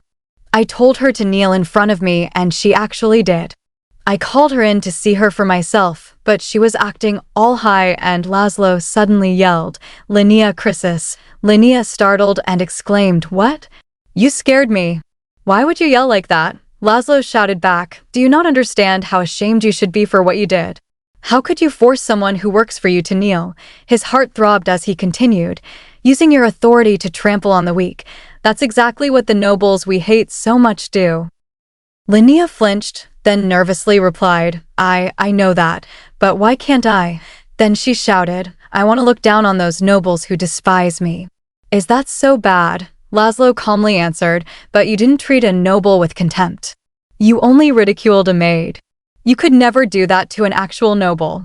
Don't you think that makes you a coward? Linnea flinched and asked, Laszlo, you don't even know what you're talking about. She thought to herself, I never told you about all the mockery and ridicule I had to endure, nor how difficult it has been and how resentful I've felt, because it would only upset you. Aren't you supposed to help me? With tears in her eyes, she yelled, fine. Aren't you just a know-it-all? She thought again, if I'm struggling to talk in front of those nobles? Then she burst at Laszlo. You don't care what happens to me at all, do you? Laszlo called out, wait, Linnea. But Linnea shouted back, well, then whatever, and slammed the door as she stormed outside. Left alone, Laszlo sighed. Darn it, he mumbled. I don't know what to do in a situation like this either. What am I doing right now? This is all because that snake DeMarcus made me a count. He recalled DeMarcus's words. You should accept the title even if you don't want to, Laszlo. You have to become a symbol for the mercenaries, Laszlo had asked. A symbol, and DeMarcus continued. If the mercenaries were to actively participate in society instead of giving up on their lives, they need a symbol like you to look up to. So become the new authority. He had smirked and said, authority will protect Calliope, your mercenary guild, along with anything else that you value. I'm offering such a high title to you for a reason. Then he grinned, someday, you two will accept your fate. Just like how I had no choice but to accept my fate. Back in the present, Laszlo thought, what is fate going to do when I don't even know how to handle my own little sister? He brushed his hair back and muttered, should I get another recommendation for a tutor from the household division? I'd better tell Linnea that this is the absolute last time. She'll probably feel better about going to the party if I buy her an expensive necklace. He then added quietly, and I wonder if Idili is okay. His thoughts darkened as he continued. She must have felt humiliated after having kneeled before Linnea. Even if she's no longer one, she was a duchess after all. And what if she's crying alone? He put on his jacket and thought, maybe I should apologize on Linnea's behalf. No, but that would make Linnea look bad. All right, let's just ignore it. Laszlo, you are thinking way too much about this woman. Opening the door, he said, the cold air is making me feel much better. Okay, let's just drop it. Bad rumors are bound to follow if I visit her at such a late time, darn it. Elsewhere, Marquis Windblair smoked quietly and said, well, now, Duke Barrington responded, ever since the victory banquet, the mood among socialites has been quite tense. Windblair remarked, it's because the house of Duke Lancaster was brought down so easily. We all assumed that the Lancasters would have stronger foundation than the imperial house. Duke Barrington replied, I thought they would be able to survive at least until the end of the year. This is all because of him. Marquis Windblair then tossed his cigarette onto a newspaper bearing Count Laszlo's image and spat out, Laszlo Chrysis. That filthy mutt. Who would have guessed that a member of the imperial family would swallow his pride and join hands with a lowly mercenary? Duke Barrington spoke with clear disdain, saying, because they're both the same sort of brutes. DeMarcus Tuberine fought in the battlefield, too. He's only royalty by title. What would he know of elegance or refinement? Which is exactly why we need a new emperor. As long as DeMarcus is emperor, us nobles will only continue to decline, Marquis replied cautiously, but it's too early for us to step in. I would much rather borrow the hands of the lesser nobles. Our 4 houses, no, 3 houses getting directly involved could come back to haunt us. Marquis Tolaine waved his hand and suggested, then what about that nouveau riche family? Duke Barrington answered calmly, oh, the house of Count Canyon. As it happens, the Count's daughter was given away to that lowly mercenary, Chrysis. Marquis Windblair smirked and said, he's a real piece of work. First, he sold off his daughter to Lancaster, hoping to forge a tie with the Duke, and now he sold her off to the Emperor to protect his house. I don't know if such a trivial man can manage to do something worthwhile, but I'm sure he'll prove to be useful one way or another. How much longer are you going to be squandering my money? What good is a daughter if not to marry off? Now that Lynn is dead, you're the only daughter, so why are you acting out? Your marriage must succeed. Mark my words, Idili Canyon. Idili blinked as those words echoed in her mind. Then she woke up gasping for breath. "Oh, it was only a dream," she said as she steadied herself. She sighed and thought, "I still wonder sometimes. Was being wealthy not good enough to satisfy father and the House of Canyon?" Rising from her bed, she brushed the sheets and muttered to herself, if he wanted to become an honorable noble, he could have made donations to the orphanage or the civilian hospital, instead of marrying me off to one of the four most prestigious families. But it's all useless now. Clenching her fist, she said, "Let's get ready and go to work. The morning sun is shining gloriously. It's time to start my day again." The next morning, the maids were already busy with their work. Two maids whispered among themselves, "So, it isn't going to be easy." "I don't care. Figure out a way. Keep in mind what happens when you don't meet the deadline." "Yes." Ideally tilted her head slightly and thought, they work in different stations. What could they be talking about? Actually, there could be work that I don't know about. Salia swallowed a bite of food and asked, "Ideally, if you're finished, shall we go?" Ideally replied, "Sure, Salia." When they stepped outside, Ideally looked around and said, "The estate feels emptier than usual for some reason." Layla let out a sigh of relief and explained, "It's because Madame Bohen isn't here. Lady Linnea went out today, and she went along too." Ideally thought, "Isn't it a maid's job to attend to the lady when she goes out?" Salia added, "Madame Bohen's only going to make Lady Linnea buy useless things again. It's not my money, but it still feels so wasteful." They opened the door and saw that the room was empty. Layla muttered, Ideally said, "Looks like no one has come yet." "Is everyone taking their time today because Madame Bohen's not here?" Salia asked. Do you want to see for yourself?" Ideally was surprised. "What?" Salia chuckled and said, "It's already been nearly 2 months since you joined the house, right? Then it's about time you got to take a look around the estate. Why don't you go pick up the laundry today? We'll wash all the laundry you couldn't finish yesterday." Ideally hesitated and said, "But there's a lot of it." "And they were Madame Bohen's orders." Layla laughed lightly. "It's okay. She won't be barging in on us today." Ideally still looked uneasy and said, "Still." Layla then asked, "You went through quite a lot of trouble talking to Lady Linnea yesterday." Ideally jolted and replied, "Oh, no, it was fine." Layla smiled. "Haha, well, that's good to hear. Anyway, just take your time on the way back." Salia added with a chuckle, "There's no rush, so don't worry." Ideally nodded and said, "Then, I'll be back, Layla." "Thank you, Salia." Salia pulled up her cuffs and said, "Let's get these done and over with." Layla waved her hand. "We've got it." Then she turned to Salia and said, "You're so kind, Salia." Salia asked, "Why?" Layla replied, "It would have been so hard for Ideally to wash all these by herself." Salia answered quietly, "You were worried about her too, Layla. She's rather frail. Ideally, of all people, needs to know the ins and outs of this estate. All the other maids are free to simply quit and walk out, but Ideally, as a war trophy, may never be able to."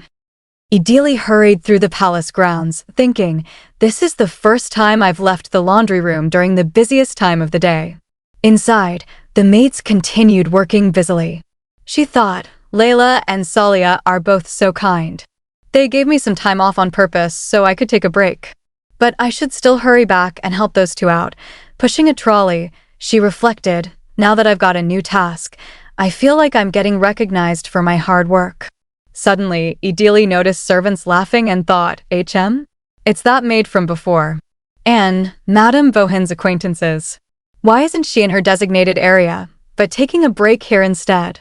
Everyone else seemed busy. Where are all the maids stationed here? She was giving orders to another maid about something earlier. Was she pushing her tasks onto someone else? Lifting a bedsheet, Ideally thought, I knew there was an inner circle of maids centering around Madame Bohen. But that doesn't mean she's allowed to slack off on her work and push it onto others.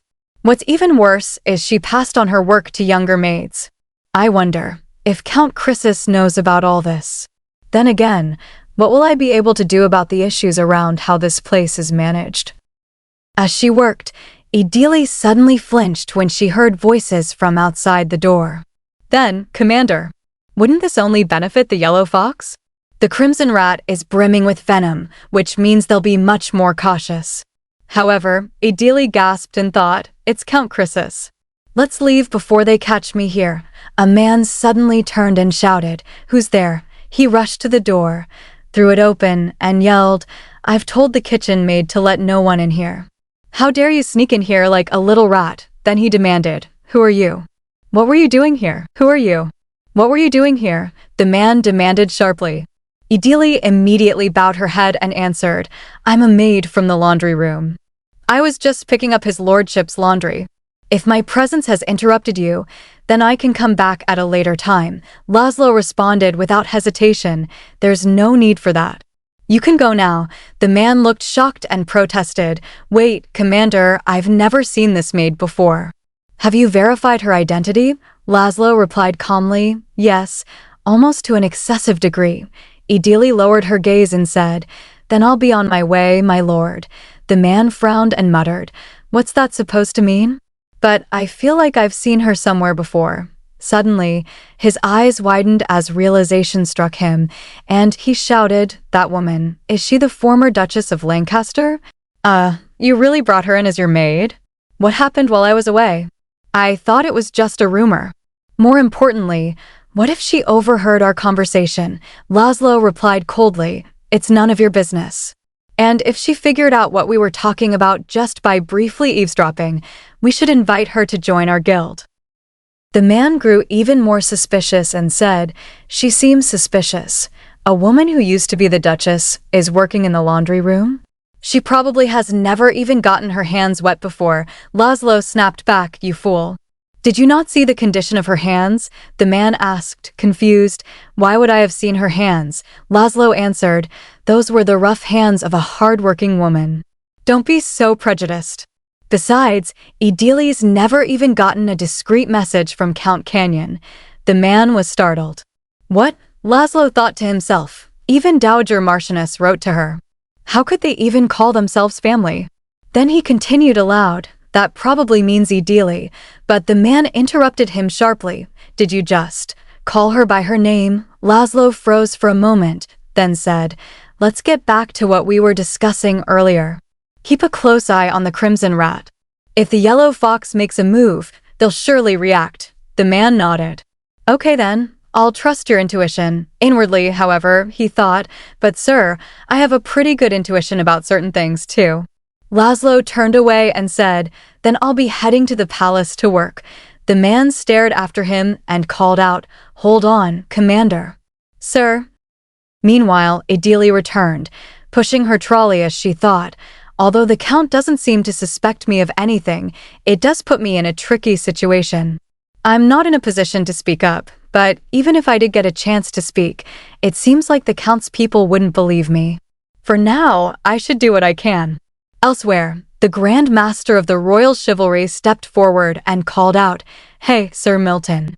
Are you just finishing up your training?" Edmund Milton, the second in command of the Royal Chivalry, greeted him respectfully. "Good afternoon, sir," the Grand Master asked. "Did you train to match the household division again? You don't need to overdo yourself. You already have a lot of responsibilities as it is." Edmund chuckled and replied, "I'm not necessarily trying to match our drills to the household division, sir. Although the House of Duke Lancaster's uprising has been suppressed, we never know who else might attempt to challenge the Emperor. I just thought we should always be prepared." The Grand Master nodded quietly. A knight standing beside Edmund clapped and said enthusiastically, "That was a model answer, sir." "Wow." Then he added, "What a shame. If it hadn't been for Count Chrysis, you wouldn't be just second in command of the Royal Chivalry, but the commander of the Household Division by now." Edmund smiled and replied, "Nonsense. There is a suitable position for everyone." Patting his shoulder, he continued, "I'm more than honored to be the second in command of the Royal Chivalry." The knight grumbled, "Seriously, you are just too nice, sir." It was then explained that there were two armed forces in service to the imperial household. One was the Household Division that protected the Emperor in close quarters. The other was the Royal Chivalry, which protected the palace and fought in war.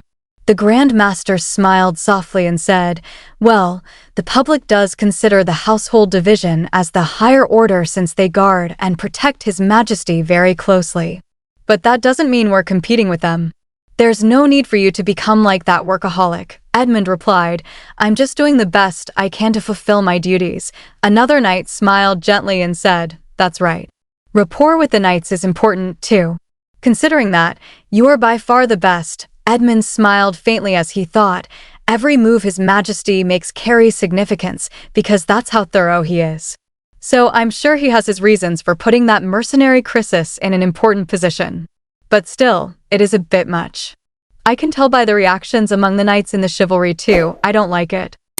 Elsewhere in the palace, Laszlo was adjusting his shirt when he suddenly noticed movement near the door. "Who's out there?" he called. A voice answered from outside, "Hello, sir. We're from the chivalry." "We are here to see you, Commander," Laszlo replied after a pause. "Come in." The door burst open, and several knights entered, greeting him formally. "Terry Bogarden, Angelo Vallon, and Joseph Oz of the Royal Chivalry, sir." Laszlo looked at them and said, "I don't think I've ever seen you around before." One of them replied awkwardly, "Oh, we haven't exactly achieved anything significant, so it's only natural that you wouldn't recognize us." Laszlo adjusted his cuffs and said, "That's enough sweet talk. What do you want?" One knight hesitated. This may be, we know this is a very sudden request," but another added, "Either way, we realize that the Royal Chivalry and the Household Division are in cooperation with each other, sir." Laszlo sighed. "Get to the point." Gathering their courage, the knight blurted out, "Please give us the honor of training with you at your estate, sir." Laszlo remained silent for a moment, then turned his face and said, "That certainly is a random request." The knights laughed nervously. "Oh, haha, this sounds ridiculous when I say it out loud. But we do understand that you are a busy man, so please feel free to decline." Laszlo stared at them and asked, "Then why are you here, asking me for a favor?" The knight was startled. "What?" Another hesitated and said, You see, we want to become strong like you, sir. But all we're doing at the palace are the same drills that everyone else does, which makes it easy for us to get lazy. So we've come to the conclusion that we need to be trained by someone strong and capable of judging us objectively." The knights grew animated and continued, "And that's why we thought of you, Sir Chrysis. Not only are you the youngest commander of the Household Division, you never let personal feelings get in the way of training. We also wanted to know how other corps train as well. I've heard from a household guard that your door is always open to anyone who is willing to improve themselves." Laszlo listened carefully and thought, "They're not entirely wrong. I've never pushed people away from approaching me. It was simply that the noble guards had no interest in seeking out a commander who had once been a mere mercenary." Then he examined them again and thought, "But they seem to be out of shape. Their posture is bad, and it doesn't look like they would improve all that much. I guess they've only recently come to their senses. I don't dislike those who wish to improve themselves. You have to become a symbol for the mercenaries." He recalled Emperor Demarcus's words, "Laszlo, someday, you too will accept your fate." Just like I had no choice but to accept my fate. Returning to the present, Laszlo thought, "So is this what he meant? I never expected the knights to tell me something like this. I'm not exactly thrilled that things are going according to his plan, but finally, he spoke aloud. The desire to train is commendable." The knight's eyes lit up. "Then does that mean?" Laszlo raised his gaze and said, "So let me ask you one question." The knights blinked nervously as Laszlo continued, "Why is it that you wish to train at my estate? Out of all places?" "Why was it that they wished to train at his estate of all places?" Laszlo asked, and the knights glanced at him before one replied with an awkward "oh," explaining that they could not exactly train at the palace training hall since the higher-ups would never approve, while another hesitated and added that it would seem strange for them to train with him when the chivalry Grand Master was around. Right, and then suddenly realized, oh, that's right, and even if the Grand Master were fine with it, the other knights might not be, and Laszlo responded calmly that it made sense. Though inwardly he thought about the unspoken rivalry between the Household Division and the Royal Chivalry, and how he should not do anything that might bother the Royal Chivalry's commanding officers. Before finally agreeing and telling them to come to his estate next Saturday at 3, causing the knights to cheer loudly and shout their thanks, promising they would definitely be there, after which Laszlo shook his head and told them they could return to their stations. watching them leave as he reflected that teaching them a few basic skills should be fine even if he was unsure how much they would improve. Yet, such a desperate desire to get stronger was not easy to come by. Outside the palace, Marcia sharply called everyone to attention and clapped her hands with a gentle smile as she announced that they would have guests that weekend, and since it was the new year, she had planned to redecorate the manor.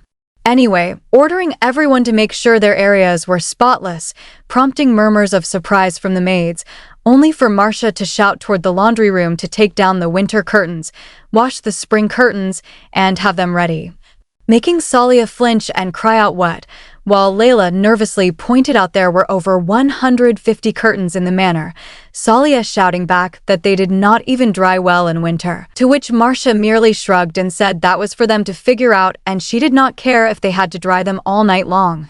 Even cutting off Layla when she suggested starting with just the first floor lobby and drawing room by shouting enough and ordering all of them done, while Idili listened in silence and thought this was bad. Because doing laundry was one thing, but the house did not seem ready to greet guests, making her wonder what had suddenly gotten into Count Chrysis. A few days later, Laszlo announced as he walked toward the carriage that he would be going somewhere other than the palace that day, startling the servant who replied sir, and then acknowledged it had been a while since he went out and asked where he should take him. And soon the carriage arrived at the residential area of the nobles on Grania Avenue, where Laszlo stepped down and was welcomed by a butler who greeted him as Lord Chrysis to the house of Marquis Celestine and guided him to the drawing room, where the Marquis greeted him warmly saying they met at last. Count Chrysis and Laszlo thanked him for the invitation, only for the Marquis's attention to shift to the Dowager Marchioness Celestine, Barbara, who smiled gently and said there was no need to call her by such a long title, and that he should just call her Barbara, prompting Laszlo to introduce himself simply as Laszlo, though Barbara replied that since he was the head of a house she would call him Count Chrysis, leading Laszlo to suggest it would be best if they all dropped the uncomfortable titles, which she admitted he was quite right about, and Laszlo thought it was no wonder she had been able to keep her house together since she was not someone to be taken lightly. After which she cleared her throat and suggested they take a seat, a maid pouring tea and serving the meal as Laszlo observed everything and thought about how impossible it would be to host guests like this at his own place, noting the properly welcoming butler, the respectful yet understated maid, and the overall elegance, when Barbara took a sip of tea and addressed him as Count Chrysis, to which he replied yes, and she asked about Idili, wondering if she was doing okay and remarking that since she was born and raised a noble lady, living as a maid could not be easy, pulling Laszlo back to focus as he thought there was a reason he had accepted her invitation and that she likely wanted to see him a month after Idili wrote back, before the Marquis gently stated he would be blunt and explained he still wanted to keep an eye on what His Majesty would do next, but that his mother wanted to meet him, adding that Laszlo surely already knew why, which made Laszlo nod and think about the three realms of power in high society, those supporting strong imperial power, traditional nobles wishing to maintain their authority, and moderate nobles belonging to neither, and how the Celestines were stepping out of neutrality to meet him now that the traditional noble house of Duke Lancaster had fallen, making everyone watch the house of Marquis Celestine, and he asked if that was all right with him, to which the Marquis replied of course, saying he had not changed his mind because of what happened with Lady Idili and wanted to take the opportunity to get to know Laszlo and His Majesty, even admitting relief that Idili had been placed in Laszlo's estate since otherwise his mother would have already kidnapped her and caused trouble, making Laszlo chuckle and remark that he supposed he should be honored they decided to discuss the matter with him first, while Barbara explained she had read the letter Idili wrote and knew she disliked worrying people, meaning things were probably tough despite her claiming she was fine, and that of all places she had been assigned to the notoriously difficult laundry room, stating she could not sit idly by when Idili was innocent and asking what Laszlo planned to do with her if he truly cared about the weak. To which Laszlo replied that he planned to let her live in his manor as a maid until rumors in high society settled down, prompting Barbara to glare and ask what about after that, admitting she was still struggling to decide. leading Laszlo to ask how far she was willing to go for Idili, making Barbara pause before answering that if necessary she would do anything and everything and telling him to let go of her so she could take care of the rest, which made Laszlo comment that it sounded like she would really kidnap her if he did not, smirking as he said he thought they would get along quite well, Barbara smiling softly and teasing that they said age was but a number when it came to love, but that he should give it up and find someone his own age, causing Laszlo to laugh loudly and think that the house of Marquis Celestine was not a bad place to send Idili to, since neither the house of Count Canyon nor the three prominent houses could easily reach her there, and the emperor would welcome the Celestines with open arms if they joined the nobles who supported imperial power, believing that Idili would likely live a much more comfortable and happier life there. Yes, he was sure she would. Next day at the Chris's estate, Idili was wiping the windows when Linnea suddenly froze in shock and exclaimed, "What did you just say?" "Say it again," the servant nervously replied. "Yes, ma'am. It's a message from Sir Chrysis. He said he will be a little late because His Majesty called for him, so when the guests arrive, he said to serve them tea and dessert first and show them around the house." Hearing this, Linnea's mind spiraled as she thought, how could this be? The knights coming today were Laszlo's guests, but he wasn't here. She had never hosted a tea party on her own before. These were the first guests visiting the Chrysis estate without Laszlo Chrysis attending, and she panicked, wondering if she had copied what she had seen before correctly, wishing Laszlo were here to tell her what to do, and fearing she would make a fool of herself again. Marcia smiled reassuringly and said, "Don't worry, my lady, this is perfectly fine," but Linnea doubted her, thinking how could she possibly trust Marcia and wondering if there was anyone she could depend on, when suddenly her eyes widened and she cried out, "Oh, Mina, go and fetch Idili Lancaster." Mina responded in confusion, "What?" while Marcia protested, "Hold on, my lady," but Linnea shouted, "That's an order," thinking that of all people, Idili would know exactly how to host a tea party. Soon Idili arrived and asked, "You asked for me, my lady?" Linnea hesitated before replying, "Yes, come on in." "You see, the reason I asked you here," as Marcia leaned in and whispered, "My lady, you should just have her serve the guests and let her handle everything. That way, the guests will get to see how you're making a former Duchess work as a maid." "Won't the guests be impressed?" Linnea admitted. "That's right," while Marcia smirked inwardly, thinking how dare she ask for this girl when she was right there, but since Idili was already present, she might as well make her work and take a break herself. Turning gently to Idili, Linnea said, "Idili, working in the laundry room must have been tough. Today, I'll let you be my personal attendant," and Idili bowed respectfully, replying, "Thank you for being so generous, my lady." Linnea then explained, 3 knights of the royal chivalry will be arriving soon. Laszlo is running late, so we must greet them. When we do," she hesitated and asked, "Should I be at the doors to greet them?" Idili glanced at her and answered, "That's usually the job of a butler, but since there is no butler, what if Madame Bohen greets them at the door?" causing Marcia to flinch and say, "Wait, what?" As Idili continued, "And show them to the drawing room." Marcia cleared her throat awkwardly and commented, "I guess you do know how to host guests," but Linnea ignored her and asked Idili, "Then should I wait at the drawing room?" Idili explained calmly that most knights did not hold titles, and since Linnea was standing in as the head of the house, it would be appropriate for her to come down after the guests had arrived. Linnea agreed, saying, "Yeah, that's probably better," and chuckled as she added, "Then, once the guests arrive, bring out some tea and dessert at a proper time," thinking to herself that it sounded perfect. Idili answered, "Yes, my lady. I'll go to the kitchen to check on the tea and dessert," while Linnea felt relieved and excited, thinking everything would be set up nicely and the problem was solved. Walking alone, Idili sighed and stumbled slightly, panting, "I don't feel too well, but let's maintain composure until the guests leave." After some time, Linnea sat in front of the mirror, thinking it was almost time for the guests to arrive and reassuring herself that she could do this, reminding herself she was the mercenary king's little sister after all. When someone knocked on the door, she called out, "Come in," and Idili entered, saying, "My lady, the guests have arrived." Linnea smiled politely and asked, "They have? Then should I head downstairs now, before leaving?" Idili brushed her hair back and said, "Before we do, if you don't mind, could I have your handkerchief for a moment?" Startling Linnea, who replied, "HM?" "Hold on," as Idili asked, "Where is the powder?" Linnea pointed it out, saying, "Here, AN. This is the flower extract powder that's fashionable these days." Idili examined it and replied, "HM, then please excuse me," as she began wiping Linnea's face with the handkerchief, making Linnea think in confusion about what she was doing since her makeup had already been finished and Marcia had taken good care of her. When Idili said, "It is done," Linnea looked into the mirror in surprise and exclaimed, "Oh, what is this? I look much more plain than before."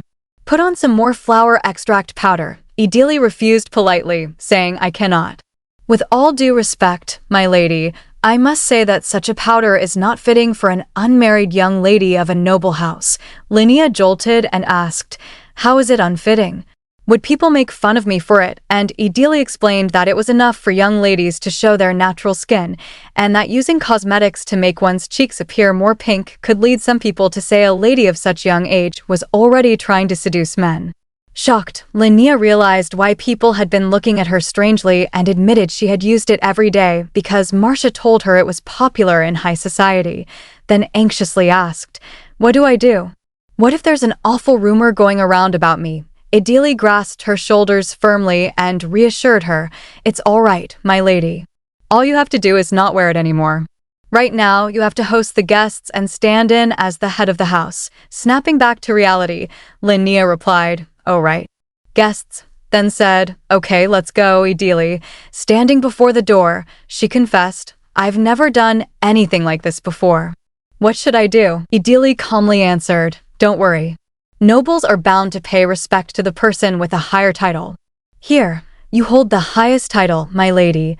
Linnea reflected that although Idili was the Duchess she had treated poorly and not Marcia who had always been by her side, Idili's presence felt reassuring. Idili thought for a moment and smiled, saying, "For instance, you can just look down on them. Think to yourself, I'm the lady of this house, the house of Count Chrysis. Even the head of this house entrusts me to host guests." Everything Idili said eased Linnea's heart, and when Idili asked, "Are you ready?" Linnea nodded, and as they opened the door, Linnea thought firmly, "Lady Linnea Chrysis is here." Same morning at the Emperor's office in the palace, the Emperor of Fesphora, D. Marcus Tuberine, slammed his voice across the room and shouted, "So many people are begging for mercy after committing treason. Count Talon, the matter rests with you." As the butler nodded and asked calmly, "Did they bring up the former emperor while asking for mercy?" D. Marcus replied coldly, "Yes, the nobles loved my father like no other emperor before him.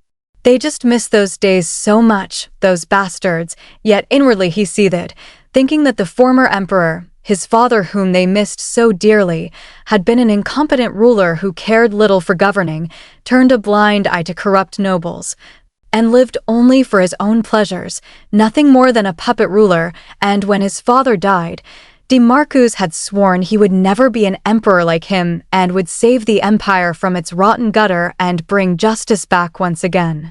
The butler responded firmly, "Those who committed treason should not be forgiven just because they are nobles. There are laws that govern this empire, and there are more than a few people who would welcome a firmer verdict," prompting the emperor to grin and say, "We need more people like that." The butler added that many competent people had gone into hiding during the former emperor's reign, making it difficult to find talented individuals, and expressed hope that Count Chrysis would come bearing good news, to which D. Marcus exhaled and said, "Indeed. I can't believe he went to see Dowager Marchioness Celestine at her estate without even telling me," while thinking that Dowager Marchioness Celestine and Idili Lancaster were far more than friends, their bond as close as mother and daughter, a truth known only to a handful in high society.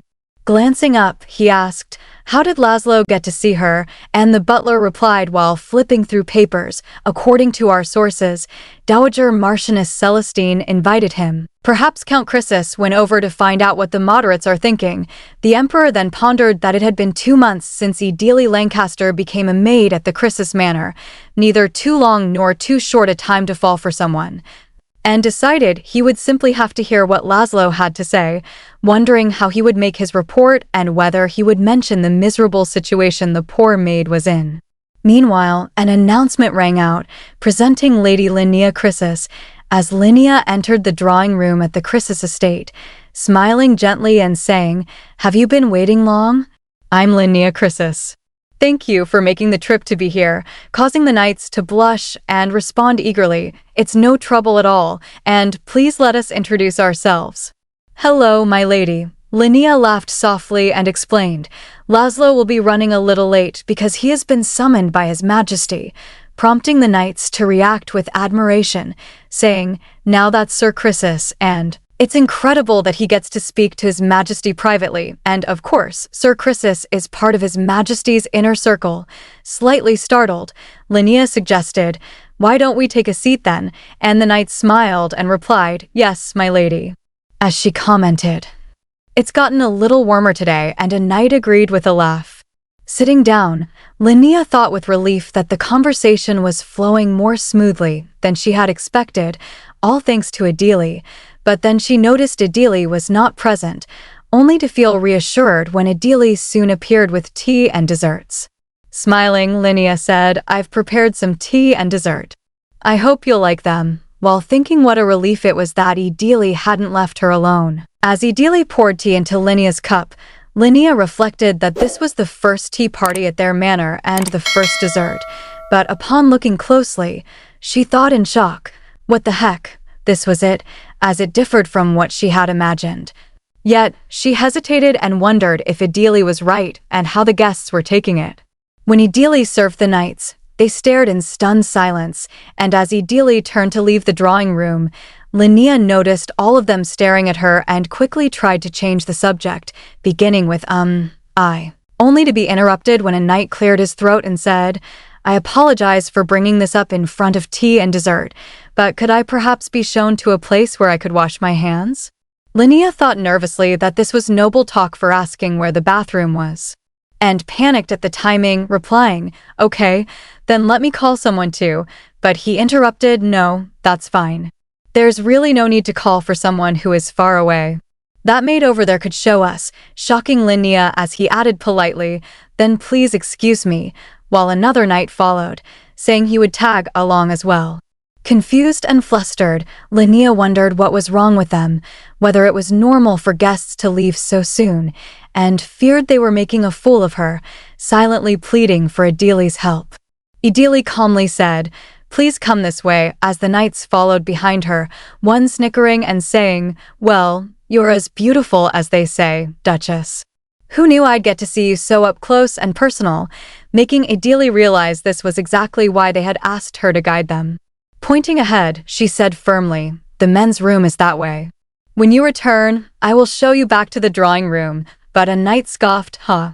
How am I supposed to find my way with just that? It's our first time visiting this manor," while another added that she should show them all the way, even tapping her cheek and sneering that a mere maid wouldn't dare defy a knight. Edele clenched her teeth, thinking that though she was no longer a duchess, but a commoner and a maid, even a maid did not deserve such treatment, and when the knight boasted about the royal chivalry being the most respected order in Fesphera, she cut in sharply, saying that despite their honored status, here they were harassing a maid in the house of a commanding officer, questioning whether they were truly gentlemen of chivalry and honor when behaving like rogues. When they shouted in outrage, Edele continued coolly, asking their names and houses, remarking she would love to know which house raised such boys, reminding them this was the home of Count Chrysis, commander of the household division, and that harassing staff here was insubordinate behavior, hoping it would be enough to keep them at bay. Instead, a knight trembled with rage and roared that she still thought she was a duchess and didn't understand her situation, threatening that no one would take her side, but Idili raised her hand and declared firmly that they were sorely mistaken, that she would not stay silent, that she was a maid who could not be dismissed from this house, and that she would ensure Count Chrysis heard of this, warning them to stop if they did not wish to be discharged from the chivalry. Meanwhile, back in the drawing room, Linnea sipped her tea awkwardly, thinking that they were taking quite long and silently praying, "Please come back, Idili." Idili said firmly, "If you do not want to be discharged from the chivalry, you should stop right now," but the knight trembled and suddenly shouted, "Why, how dare you speak to me that way?" as he violently snatched Idili's hand and dragged her along, yelling, "I was offering you a golden opportunity, you ingrate. Apparently words won't work on you." Stumbling, Idili screamed, "Let go of me. Someone help. Pipe down. And you call yourselves knights. Have you no shame?" While another knight cursed under his breath, and the first barked at his companion, "Hey, Joseph. Don't just stand there. Shut her up." To which he replied nervously, yeah, okay. "Stay still, Duchess, Idili." "Stay still, Idili," as Idili's mind flashed back in terror and she thought, "Please don't hit me, father." Suddenly, a knife flew through the air with a sharp whish, narrowly missing the knight as he dodged and shouted, "Who's there?" Count Laszlo stormed in, rage burning in his eyes as he declared, "Joseph Oz, Angelo Vallon. Is this why you wanted to train at my estate?" The knight's hands shook as they released Idili and stammered, "Count," while Idili pulled herself free and said steadily, "Welcome home, my lord." Laszlo stepped forward and began, "You," only to be interrupted as one knight hurriedly protested, "No, sir. Whatever you're thinking, you're mistaken," while another shouted, "She's the one who seduced us first. She begged us to take her away from here, grabbing hold of us. How dare she shamelessly act like a victim?" Laszlo turned to Idili and asked coldly, "Is that true?" As Idili began, but was cut off again with, "Of course it is. I could swear on it." At that, Laszlo drew his sword and said calmly, "Is that so?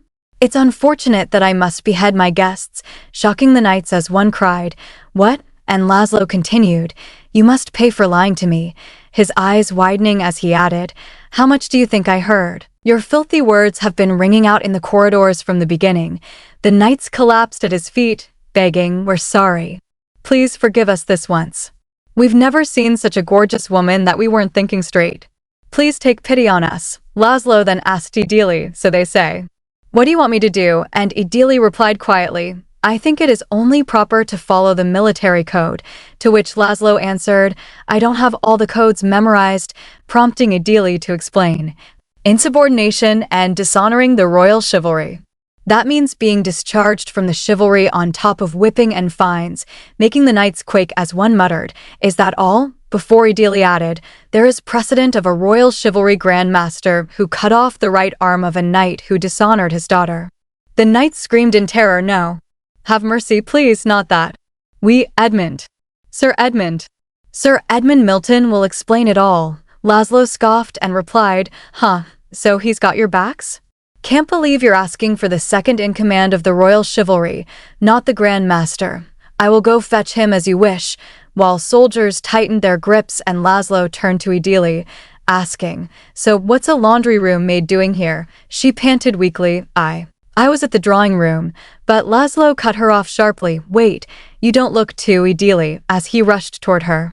Soon, talk about the incident at the house of Chrysis spread like wildfire among the staff, while anxiety gnawed at Marcia's heart, and Laszlo roared furiously, "How could you possibly let the mansion get like this?" pointing at her as he shouted, "Marcia. What did I say about her status?" Marcia hesitated and answered, prisoner of war," only for Laszlo to snap back, "Prisoner of war? No, she is the prisoner of war His Majesty bestowed onto me. Are you unaware of what happens if something bestowed by the Emperor is damaged? Not only have you been overworking her, you made her do your job and greet the guests. How could you be so oblivious? What have you been doing all this time?" Trembling, Marcia tried to deflect the blame, saying it was Lady Linnea who ordered it, but Laszlo cut her off harshly, "And it's your job to properly serve that very same Lady Linnea." Grinding his teeth, he warned, "If she fails to recover, you will be taken away by the royal chivalry. You are all accomplices, So watch your mouths, as sweat poured down Marcia's face, and she thought bitterly about what Ideally Lancaster really was, dismissing her as nothing more than a prisoner of war sent by the Emperor and resenting how she was ruining the manor. Later, a carriage arrived at the palace, and Edmund Milton, the second in command of the royal chivalry, stepped down, saying, "It's been a while, Sir Chrysis." "I'm sorry we had to meet under such unfortunate circumstances," while the knights gasped and pleaded Sir Milton. "Please help us, sir," Laszlo replied curtly. "Let's cut the formalities and get straight to the point," and Edmund nodded, saying, "I see. Then this is what the royal chivalry has decided. If we were to follow the military code to punish the men for harassing a maid, their punishment would be quite severe." Startling the knights as he continued, "Your request is perfectly legitimate, and so they will be expelled from the royal chivalry." The knights shouted in disbelief. Did the chivalry abandon us? "This is absurd, such an unfair," but Edmund shouted back, "Can you call yourselves knights of the royal chivalry after your crude and filthy behavior? You should be grateful you are only being expelled." The Grand Master was absolutely shocked. Crawling on the ground, they begged, "Please forgive us this once. She's just a maid," as Edmund tilted his head and said thoughtfully, "Now that I think about it, the victim here is the Duchess." "No, she's a maid now, isn't she?" Laszlo echoed quietly. "The victim here is the Duchess," only for Edmund to reply, "No, she's a maid now, isn't she? If it's not too much to ask, I would like to formally apologize to her on behalf of the royal chivalry." Edmund smirked as he said that he would like to formally apologize to her on behalf of the royal chivalry. Laszlo frowned, warning him that he hoped Edmund was not merely trying to get a closer look at her like them, Sir Milton. Edmund calmly replied that his intents were pure and that he was just trying to do the least he could do. At that moment, a knight turned toward him and shouted, telling him not to make him laugh, calling him Edward Milton and accusing him outright that this whole thing had been his idea. The knight's anger surged as he recalled the past, shouting that Edmund had been the one who said that if they asked Chrysis to train, he would gladly accept, and that by doing things this way, they would definitely get to see that woman at the manor. He yelled that if it hadn't been for what Edmund said, they would never have even set foot in that darn house. Shaking with rage, he screamed that he had his doubts, but Edmund had just used them, demanding to be let go. Edmund only shrugged and sighed in annoyance, saying good grief and accusing them of giving Sir Chrysis the wrong idea, asking when he had ever said anything like that. He then repeated calmly that the household division and the royal chivalry worked in tandem, and that if they were interested, they should personally ask for a favor. Edmund went on to explain that they had been goofing off instead of training and gossiping about Sir Chrysis, so he merely made a suggestion, even advising them to focus on training and not the woman, and asked mockingly if he should bring a witness who heard their conversation. The knight trembled and stammered, asking what he meant. Laszlo then coldly commanded that they be taken away, thinking to himself that he knew it, that Edmund had manipulated these fools. The soldiers responded promptly, calling him commander, while the knights shouted no over and over in despair. Laszlo thought that there was no evidence since Edmund had not gotten his own hands dirty in the whole ordeal. Turning back to Edmund, Laszlo added that he thought Edmund should also take his leave now, stating that he would deliver the apology to his maid himself. Edmund replied that if he insisted, then so be it, and grinned as he asked if Laszlo had any other requests. Laszlo answered curtly that he did not and bade him goodbye. Edmund wished him good night and left the place, grinding his teeth as he thought angrily about Laszlo Chrysis, cursing him as an insolent bastard and raging at how arrogant he had been. He thought bitterly that he should have become the youngest ever household division commander, that it should have been him, Edward Milton, who understood the dignity and honor of that title, and that having it stolen from under him by a lowly mercenary was unforgivable. He fumed that it was already unacceptable that Laszlo had become part of His Majesty's inner circle before him.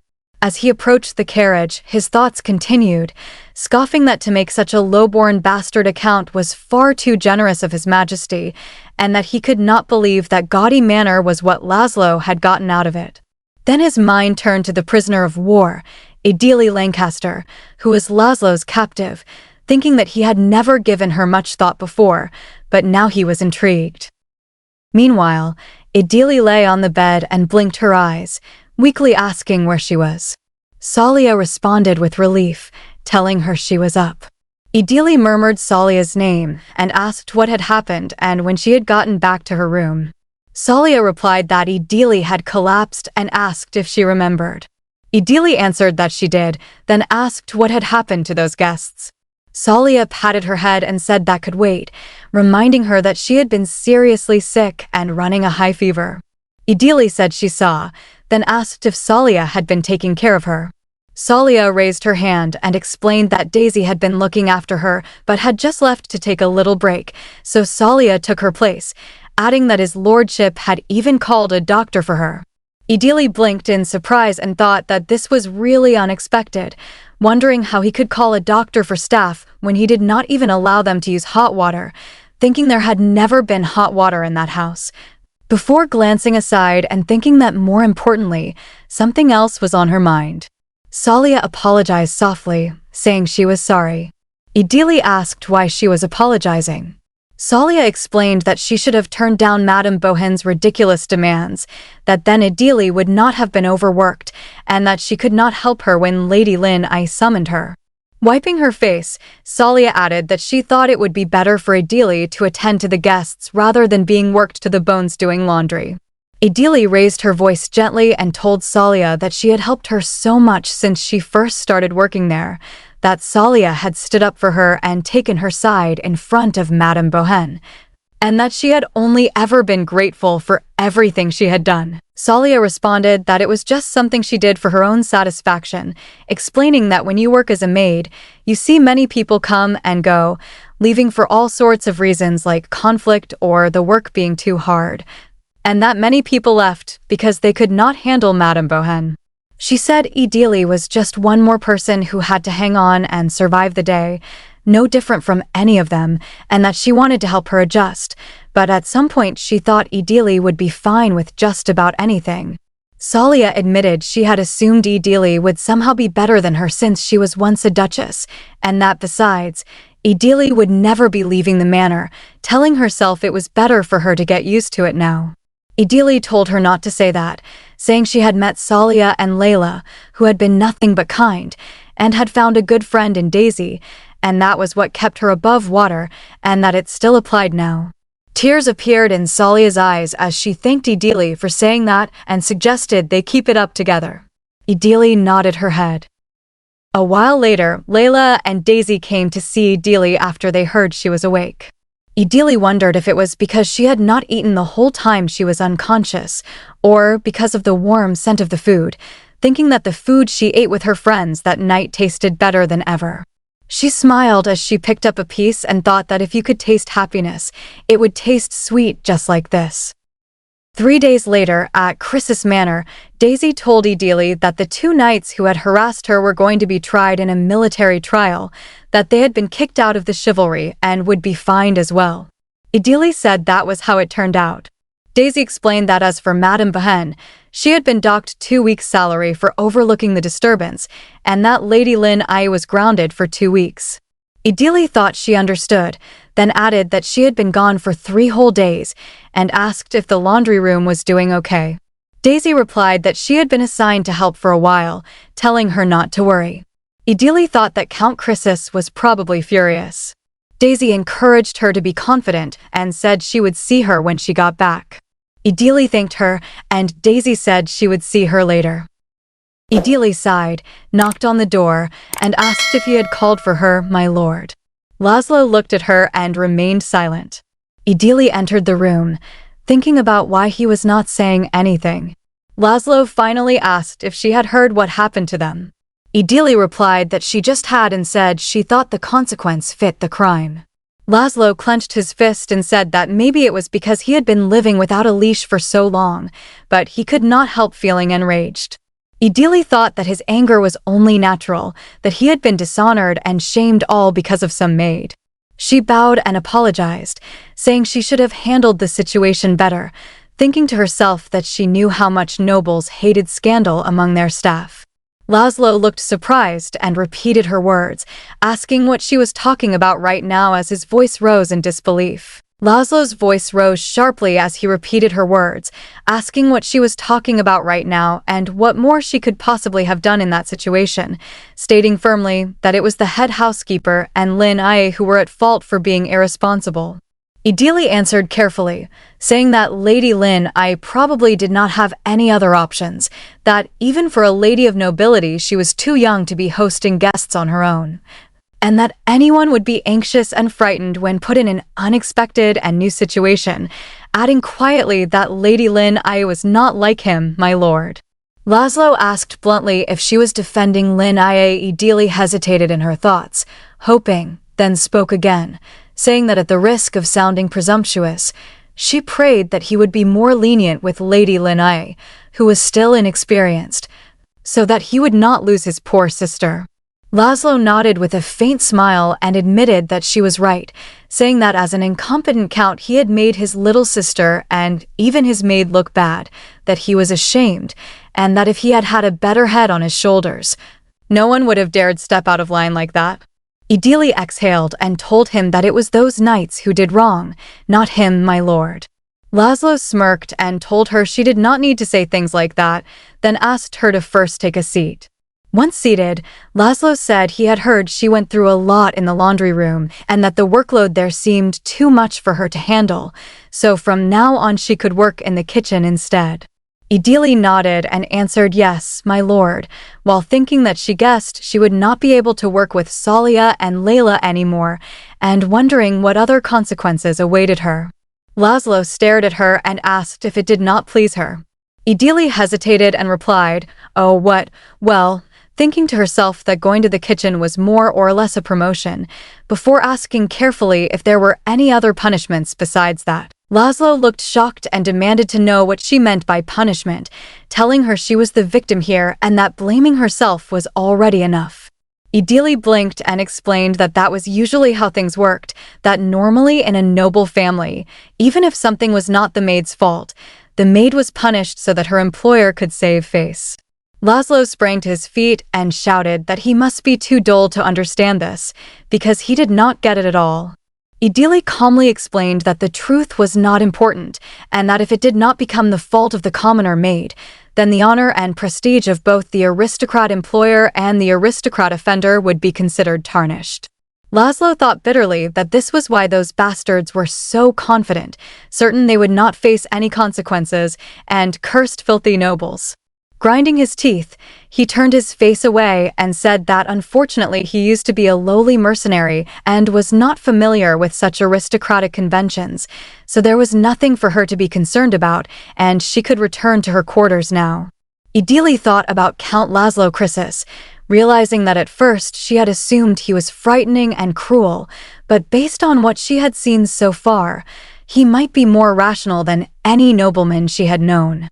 Gathering her courage, she thanked him for showing her mercy but thought that now was the perfect opportunity to ask him for it, and added that the work in the laundry room was even harder to bear during winter, asking if he could please allow the use of hot water for the other maids.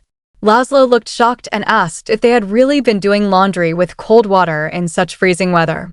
Idili replied yes, adding that the same went for the bathrooms and that everyone found it difficult to wash with cold water during winter, wondering in her thoughts if it was possible that he really did not know. She then asked if it was not his wish to prohibit the use of firewood. Laszlo shouted in disbelief, asking who would force anyone to use cold water in the dead of winter, saying he had explicitly ordered that any necessities be purchased for the estate as much as needed.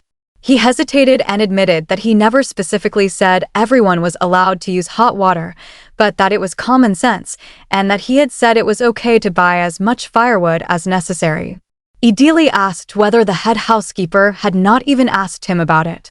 Laszlo sighed and replied never, calling himself the worst employer ever and blaming himself for being blind to this, then promising that he would order for everyone to be able to use hot water starting tomorrow. Idili blushed and thanked him, my lord. Laszlo smiled and said he was the one who was grateful, admitting that if it had not been for her, he would never have known. Idili thought that she was not afraid of him anymore and that right now he was almost cute. After some time, Laszlo issued firm orders, telling them that when they finished moving the firewood, they were to get to work on the laundry room and all the bathing rooms, that they were free to hire more men if necessary, and to make sure there was enough firewood to last until next summer. A maid beamed and asked if he meant it, exclaiming that they were saved and that it had been really tough, while another said she had been seriously considering going back home, and yet another said she could not remember the last time she used hot water. Idili smiled, thinking how glad she was that everyone seemed pleased. Suddenly, Marcia slammed the door open and shouted, demanding to know who was making such a ruckus instead of eating like she ordered, then sneered that if it was not the prisoner of war His Majesty bestowed, accusing Idili of not understanding how hard she was making their lives by chattering away without a care in the world. Marcia turned on Salia and Layla and blamed them, saying that thanks to them, those two poor girls were stuck in a rut, and, because someone got on the Count's good side, they were promoted before maids who had been working there longer. Salia asked calmly if she really thought they would be upset over something like that when they were so close with Idili. Layla chuckled and agreed, adding that thanks to Idili, they could use hot water now. Marcia froze and asked what. Layla explained that the Count had come by the laundry room earlier to see for himself and was shocked that they were doing laundry with cold water even in the middle of winter. Marcia shouted that this was the first she was hearing of it. Daisy added that now they were allowed to use as much firewood as they wanted. Marcia turned on Daisy and shouted for her to wait so she could check that with his lordship first. Daisy remarked that Madame Bohen did not seem too pleased and suggested perhaps she quite enjoyed bathing in cold water. Marcia flinched and denied it, saying it was just that since she had not heard this yet, there might be a misunderstanding. Another maid scoffed and said misunderstanding was not a chance, pointing out that Idili heard it directly from the Count himself and that they should just enjoy it.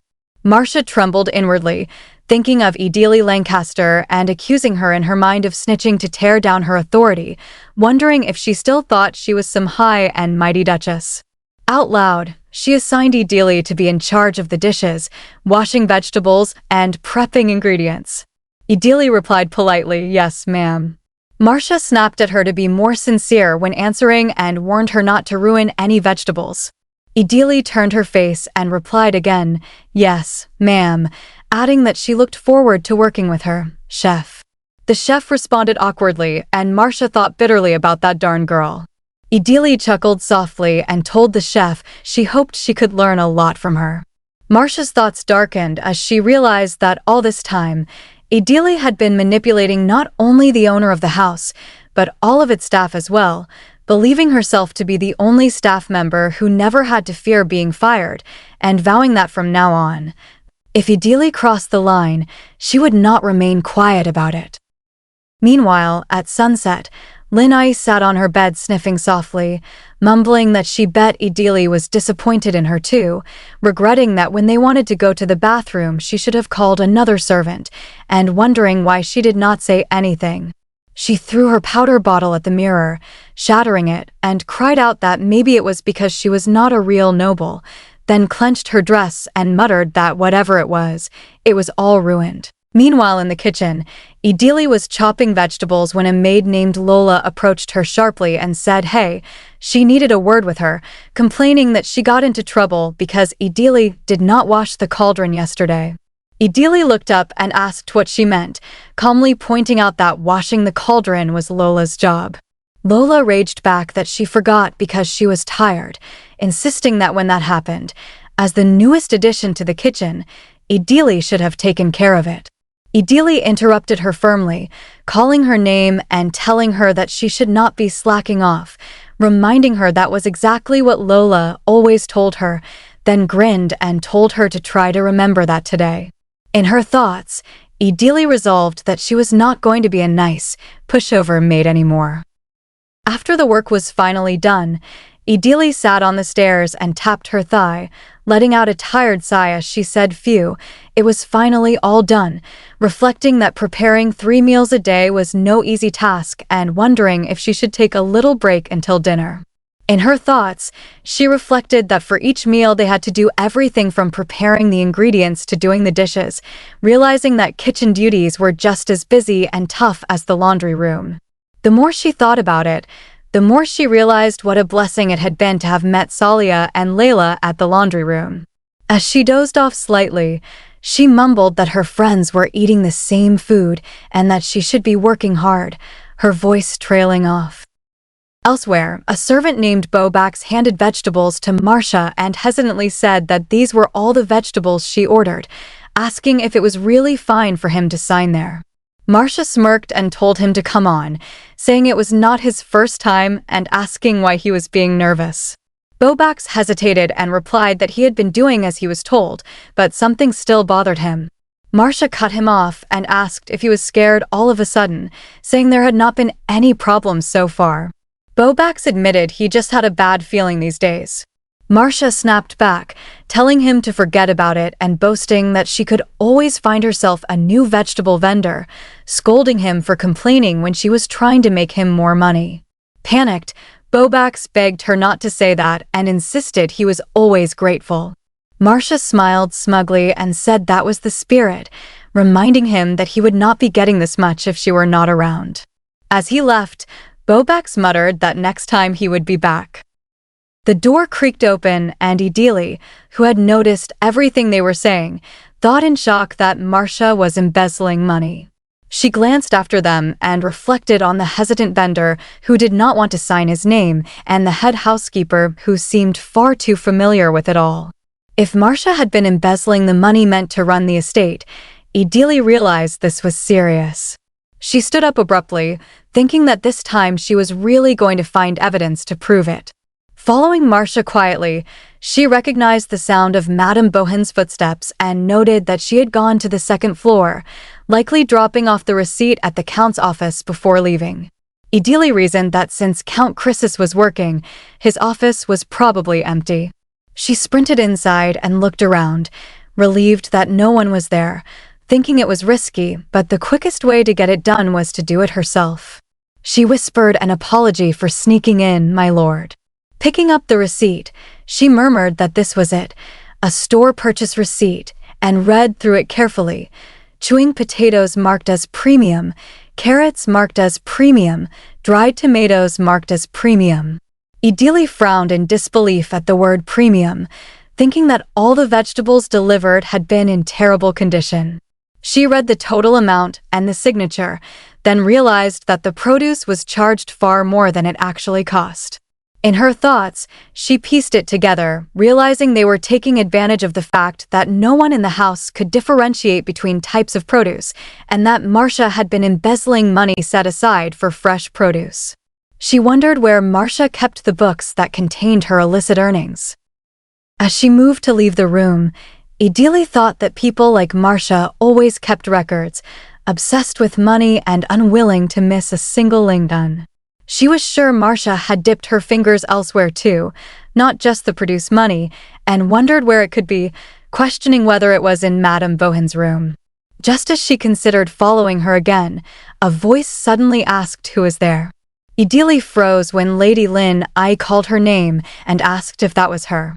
Startled, Idili flinched as Lin Ai explained she heard Idili was reassigned to the kitchen and demanded to know what she was doing on the second floor. Idili's heart raced as she wondered what she should do, realizing she had to say something before it was too late. Turning to face her, she greeted her politely, my lady. Lin Ai raised her voice and demanded an answer, asking again what Idili was doing up there. Idili hesitated and began to explain, thinking she should only tell facts that were relevant, then said she was worried about her, my lady. Lin Ai looked surprised and questioned why Idili would be worried about her. Clutching her dress, Idili explained that she heard Lin Ai was punished for what happened last time and that she was worried about how she was doing, saying there was not much Lin Ai could have done at the time and that she must have been very scared too. In her thoughts, Idili remembered how much Lin Ai's hands had been trembling and felt that if she did not say this now, she might never get the chance. Lin Ai exhaled and said she was fine, then mentioned that she heard Idili asked her brother to shorten the period she was grounded for. Idili admitted that she asked just in case he would grant it and guessed that he had. Linai exclaimed that Idili really was bold, saying no one had ever asked something like that of her brother. Idili blushed and suggested that he probably realized Linai meant well, adding that she was really glad. Linai waved her hand and said Idili just did not know her brother well enough, complaining that he was always scolding her. Idili reacted in surprise, but Linai quickly said that was not what she wanted to tell her, then thanked her. Caught off guard, Idili tried to respond, but Linai interrupted and said she had something else to tell her, asking if Idili happened to know Viscountess Emerson. Idili replied that she did and asked what it was regarding. Linai excitedly explained that she was recently invited to a party the Viscountess was hosting and that she even got a second invitation, wondering if that meant the Viscountess liked her, and asked Idili what she thought. Elsewhere, Angela Bliss, Camille's cousin, admired the party preparations and commented that the decorations for this year's party were phenomenal, asking how Camille came up with the idea. Viscountess Camille Emerson thanked her and said she had something even more amazing prepared, telling her to brace herself, then smirked as she mentioned that she invited Linai Crisis. Angela asked if she meant the sister of that former mercenary count, and Camille confirmed it with a sly smile, saying she was sure Linai would make the party very interesting. Back with Idili, Linai cleared her throat and explained what she really meant, asking hesitantly whether Idili thought she could become friends with the Viscountess. This young woman is Linnea Crisis, an outcast in high society. Right now, she must be desperate to find a true friend whom she can rely on. She completely understands how she feels. Idili gently replied, if that's what you're wondering, then I think you should wait for a third invite. It's customary to meet someone at least twice to get to know them. Linnea blinked in surprise. Oh, is that so? She blushed softly. I'm glad I asked you. I would have made a fool of myself acting all friendly around her. She glanced at Idili and fell into thought. If what she says is true, this is only my third encounter with Idili. I wonder what she thinks of me. Idili smiled warmly. Lady Linnea. True friendship takes plenty of time and effort to develop, she continued gently. When you come across the right person, you will naturally know it. Linnea repeated quietly time. Then she wondered, and the right person?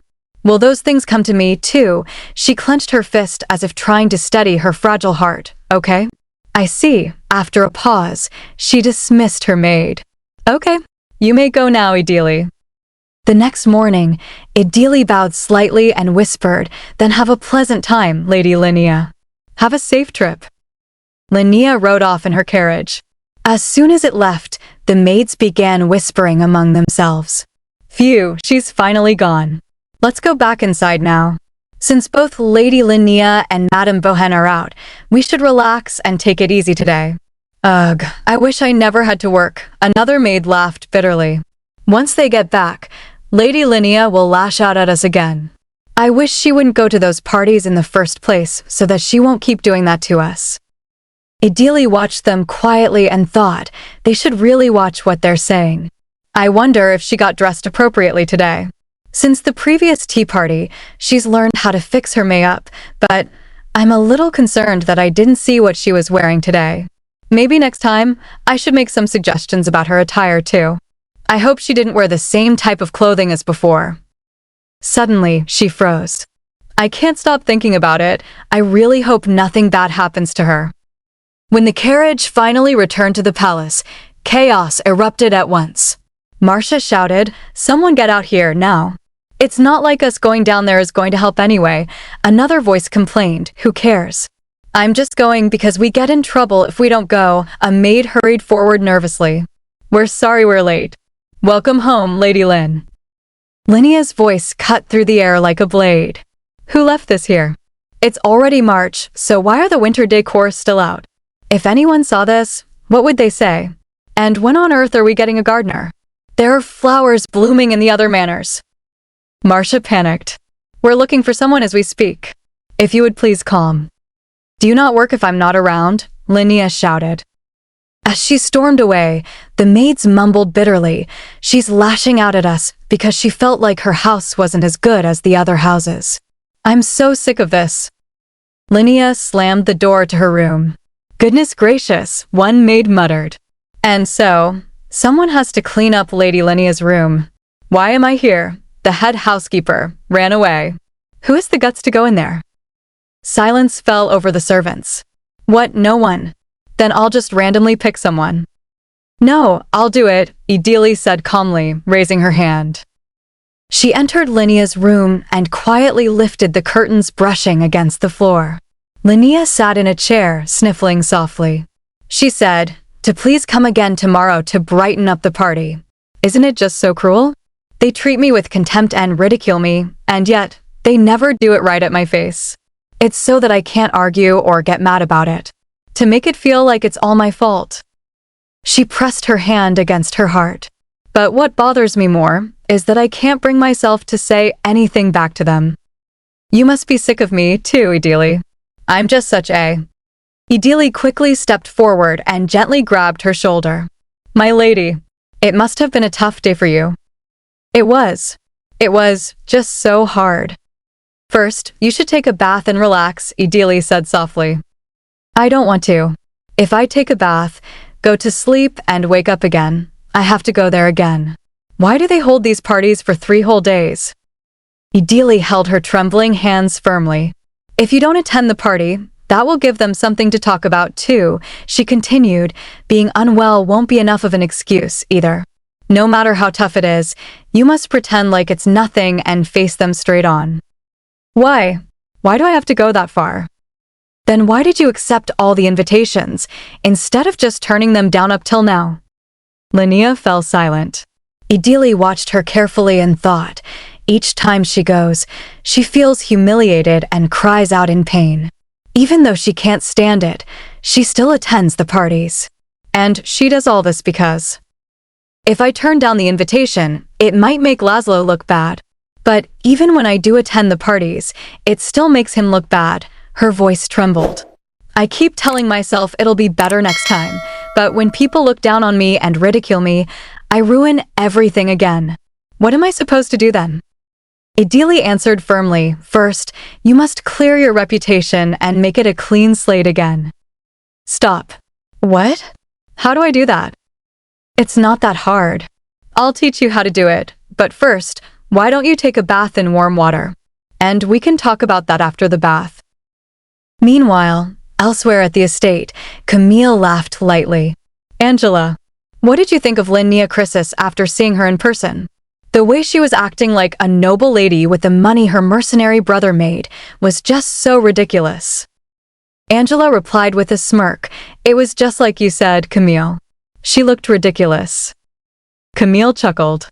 "It was, wasn't it? I invited her to the party for her own good.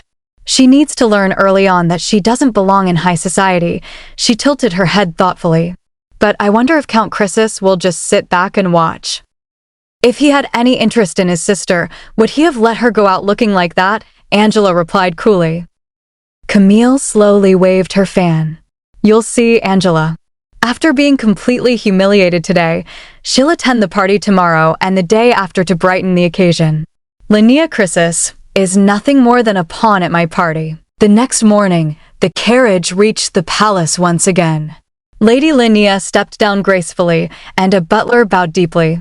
"Welcome, Lady Chrysis." Linnea inhaled slowly and told herself, "It's okay, Linnea. Pretend you're fine. Just breathe and walk in. I've definitely improved since yesterday." Inside the party hall, nobles murmured among themselves. Linnea carefully took a seat and thought, "Phew. I sat down without any incidents. Let's not look around like I usually do. It doesn't matter if someone's sneering at me or starts to talk to me. The most elegant person I know gave me advice." Her mind replayed Idili's calm voice. "When you go to the party, concentrate only on yourself. Don't let anyone see that what happened today still bothers you. Just listen to people and nod gently. You're going to become a little nonchalant about how other people see you. Oh, and don't speak too much." Linnea smiled faintly to herself. "Haha, oh Idili. Then shall I have some tea now?" She slowly lifted her teacup while watching the nobles dance across the hall. This is fine. I sort of get it now that I'm drinking it slowly. I didn't even realize how flavorful the tea was until now. I can't say it's easy to ignore all the looks of contempt, but I can handle this much. I guess I wasn't a complete fool after all. She giggled softly. I'll stick around until it gets too late and go. A noblewoman noticed her smile. Why is she smiling like that? She approached and addressed her politely. Lady Chrysis. Linnea froze. Yes, she wondered nervously. I wonder what these noble ladies want from me. Did I do something to offend them? The noblewoman examined her dress. The dress you're wearing today suits you quite well. Linnea flinched in surprise. Oh, thank you. Another noble lady smiled warmly. That necklace is quite beautiful too. A third added thoughtfully, young ladies these days assume wearing a lot of jewelry is the best way to accessorize, but really, what really looks good is letting yourself shine, just like this. The first noble nodded. That's right. You should keep whoever helped you get dressed today close by. Then they invited her kindly. We were on our way out too. Why don't you come with us to say goodbye? Linnea's heart skipped. I got complimented. Okay, she replied eagerly. Near the exit, Angela beamed brightly. Oh, my Madame Riccio. And Dowager Lady Bringhen, too. I hope you enjoyed the party. Yes, we did. We best be on our way now. Us old ladies shouldn't take up too much space. Oh no, don't say that. Please, stay a while. We're about to bring out the champagne. Angela stopped abruptly. Lady Chrysis? Linnea smiled calmly. I think I will be getting back now as well. I wouldn't want to worry my brother too much by staying out late. Angela murmured with faint disbelief. Did you not enjoy the party? Linnea gleamed brightly. Nonsense. I've had a lot of fun since yesterday. Then I'll see you tomorrow. The surrounding nobles laughed softly. One of them lightly slapped Linnea's shoulder. That was a nice one, Lady Chrysis. That was a good serve you gave to Viscountess Emerson. A good serve? Linnea asked in confusion. She is simply obsessed with making a fool of anyone that seems naive. It always made us feel so uncomfortable at every party, but we couldn't bring ourselves to say anything about it. Keep doing what you did tonight and give her firm warning. Linnea blinked in astonishment. I just said whatever came to mind, but I guess it sounded like it had some other meaning to the nobles. Then see you around, Lady Chrysis. Oh, goodbye, she replied cheerfully. Later, her heart pounded as she asked quietly, Lady Chrysis, who picked out your dress and necklace? Then she answered honestly, I picked those out. Is it weird? Idili shook her head gently. Not at all. It's simple yet elegant, so it suits you well. Linnea gasped. Elegant? You mean it's not some tacky little girl being stubborn? What? Not at all. If you attend the party wearing this with confidence, you will be more elegant than anyone else there. Linnea fidgeted nervously. No one's ever told me that before. Marcia always told me I was too young and didn't have an eye for things. She told me they would look down on me if I dressed like this in high society. She said since everything I like are all commoner-like, if I leave it all up to her, she would dress me up like a real noble lady. Idili replied firmly, she was wrong. You have superior taste than her. Your taste would better highlight your strengths. Linnea hesitated. You mean there are good things about me? Of course. Look in the mirror, my lady. If you know your strengths and play to them, you will always win. Linnea's heart swelled. Idili was right. Having faith in her was the answer. That night, Linnea excitedly called out, Come on, Laszlo. Stop rushing me. I can't believe you're summoning someone at such a late hour. Idili blinked in confusion. Did you want to see me? Laszlo turned toward her. Oh, right. I'm sorry to ask this of you, Idili, but I was hoping you would become her personal attendant starting tomorrow. Idili's eyes widened. What? Me? That's right, Linnea declared brightly. If you think about it, there's no one else in this house better suited for the job. Precisely. I can't believe I haven't thought of this before. Laszlo sighed. Anyway, I'm sorry to call you down here so late. She just wouldn't stop pestering me about it. Laszlo, why would you say that to her? It's all right with me, Idili began. Laszlo smirked slightly. Anyway, if you cause trouble again, I won't just let it slide, Lin. Linnea lightly punched his chest. Come on, I'm not some little kid. Idili watched them quietly. Oh, Linnea, Lin, she goes by Lin too. So that's her nickname. Lin Chrysis, Count Laszlo Chrysis' little sister, will grow up nurtured and free. She pressed her hand against her chest. Lin Canyon, my adorable little sister. Is it okay if I help Lady Lin by her side? So that I won't have any regrets this time. As she stood there observing them, her little sister Lin came and stood quietly beside her. They may not show it, but the two of them sincerely love each other. They had probably depended on each other since childhood, just like Lin and Idili once had. Lin and Idili had brothers too, but they never really spoke. From their daily routines to every little detail of their lives, they may as well have been total strangers. Why? Was it because they were bound to be strangers after being married off? Was it because Lin and Idili weren't boys who would later lead the family? Her brother shouted at her, "You selfish girl. If you just bear through it, everyone will be happy, so why are you refusing to do it? We don't even have Lin now to get married off instead of you. How much longer do you think you can stay stubborn? Say that you will marry Duke Lancaster." Idili thought again, and now I really am total strangers to them. Laszlo said, Idili, you will be relocated to the room next to Linnea's, and you will get a raise. Linnea, puffed at his chest, replied, It's late now, so I'll show you your new room tomorrow. You're not going to say no, are you?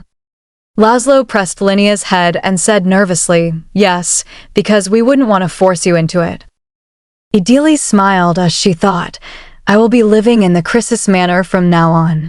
Then she added, If you would allow me to, I will do my very best. Linnea shouted, Yay. Thank you. Laszlo replied, Forget doing your best. Moderate yourself. Linnea grabbed her hands, Quiet, Laszlo. Idili blushed, thinking, I am neither a Lancaster nor a Canyon. I am just Idili. I will be sure to protect the kind of happiness I felt today. The next morning, some maids whispered, Lady Linnea was so beautiful, wasn't she? Yesterday too. I didn't think different accessories could change her so much. Maybe that's why, but she seemed much nicer than usual. Another added, Yeah, that was so unexpected. It seems Idili had a positive influence on her. I liked Idili from the very beginning. The head housekeeper nodded, Is a bit. Yeah, me too. Meanwhile, Laszlo said, The way you dress, Linnea, is definitely different from how she normally dresses. Idili calmly replied, It was Lady Linnea who picked out the items. All I did was help her dress. Laszlo glanced at her, saying, You also seem to be doing much better than before. Idili, surprised, asked, What? Laszlo thought, I'll feel less sorry when I meet Dowager Marchioness Celestine now. It almost looks like she's glistening. Idili said, My lord. Laszlo turned to her, cleared his throat, and said, Oh, so you see, I would like to talk about what we were discussing yesterday. Idili replied, All right, please go ahead. He looked around the room and said, There's nowhere to sit. She replied, It's fine, I can stand. Laszlo thought, I'd better get a table and sofa for my office too. Then he said, Since you helped my sister out, I wanted to show you my appreciation. Idili responded, I didn't do it for a reward. The promotion I got is already reward enough. Laszlo smiled softly. It won't be easy to manage that clumsy girl. Idili hesitated, but... Laszlo replied, So just hold on to this. It's nothing compared to what you've done for me, he thought, please. Give Idili to me. Linnea came back, rushing toward Laszlo. Laszlo asked Linnea, Didn't you attend a party today? What are you saying out of the blue? Linnea replied, I already went and came back. Idili dressed me before the party. Take a look. Isn't it amazing? I got so many compliments today too. They said it looked good. It's the first time I wasn't completely humiliated. Laszlo, sinking in thought, it's the first time she wasn't completely humiliated? Does that mean she's been ridiculed all this time? I assumed that since you've always been honest and cheery, you'd be able to overcome any challenges you may face in high society.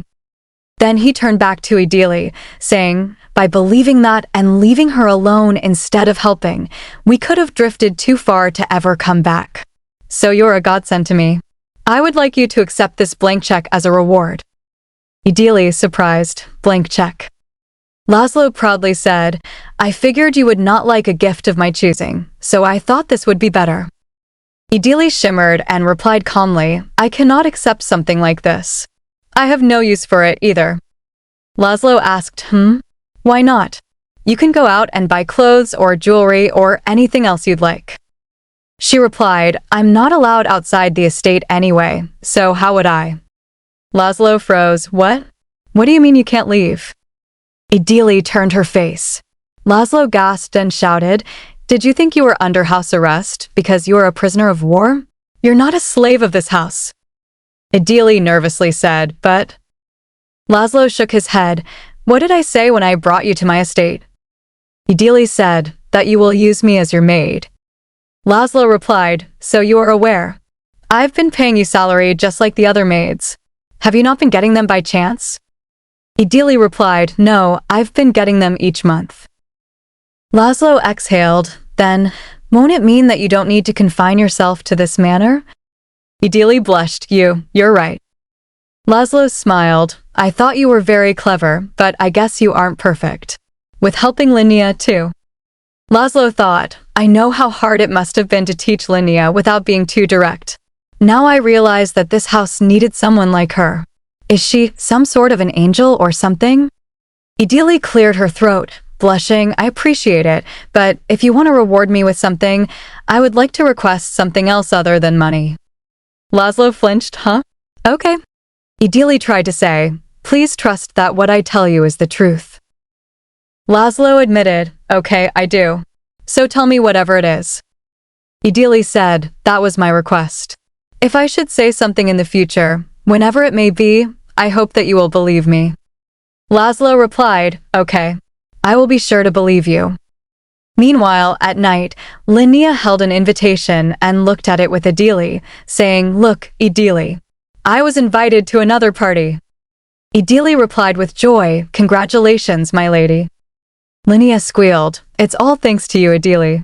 I had a great time tonight, too. Idili, pleased, nodded.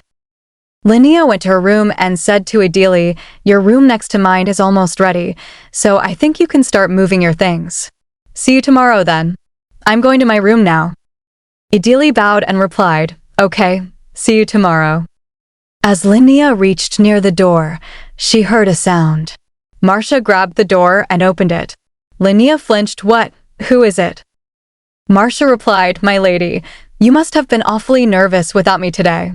It's my job to dress you. She stepped inside and said with a smile, Don't you worry now. I got you a new flower powder. With this, I could dress you up to be even more beautiful than Idili. Linnea dropped the bottle and shouted, What? I don't need that. Do you take me for a fool just because I was nice about letting you go? Now I know what kind of cosmetic products you've been using on me. A young lady who uses such products becomes a target of mockery. Marcia flinched, What? I had no idea. The other maids recommended it, saying the ladies they serve use the powder. Linnea shouted, I don't want to hear it. Get out of my room before I get really upset with you. Marcia went outside the room and said to herself, Idili, this is all her fault. Like, I'm gonna give up this easily. Like, I, Marcia Bohen, would sit here and just let this happen. You'll see, Idili Lancaster. I will survive this no matter what. A quiet corner of the manor witnessed Daisy standing with teary eyes as she cried, You're going so far away, as if Idili were leaving forever. But Idili only smiled gently and replied, Oh, dear. If anyone hears you, they might think I'm going away for good. Daisy could not hold back her frustration and shouted, The main building is too far. I can't even brush your hair anymore. I can't talk with you either. Still. This is the end of our midnight snacks together. Hearing her, Idili felt a complicated warmth rise in her chest and thought, I feel bad for thinking this, but I'm sort of happy she's sad about me moving. Daisy, blushing despite her sorrow, added, But I'm glad you get to stay in a nicer room. Ideally leaned closer and said softly, "Thank you, Daisy." "I'm sorry, I'm the only one that gets to stay in such a nice room." Daisy quickly turned and protested, "Sorry? Of course you should stay in that room. You've been promoted as Lady Linea's personal attendant." Even Mina gets to use a nice room even though she wasn't assigned any special tasks. Surprised, Ideally asked, "She does?" And Daisy explained, "Madame Bohan assigned the rooms in order of favoritism." Salia said Madame Bohan's establishing a clear hierarchy among the maids. Ideally murmured, "Our rooms were almost at the very end," and quietly thought, "It's no wonder people keep bribing her. She blatantly plays favorites. I'll have to use this as evidence, too." Suddenly Daisy brightened and said, "Anyway, MS, Ideally, I have something to ask you." "What is it, Daisy?" Ideally asked. Squealing with excitement, Daisy said, "How are you going to decorate your room? Hanging a small portrait is popular these days.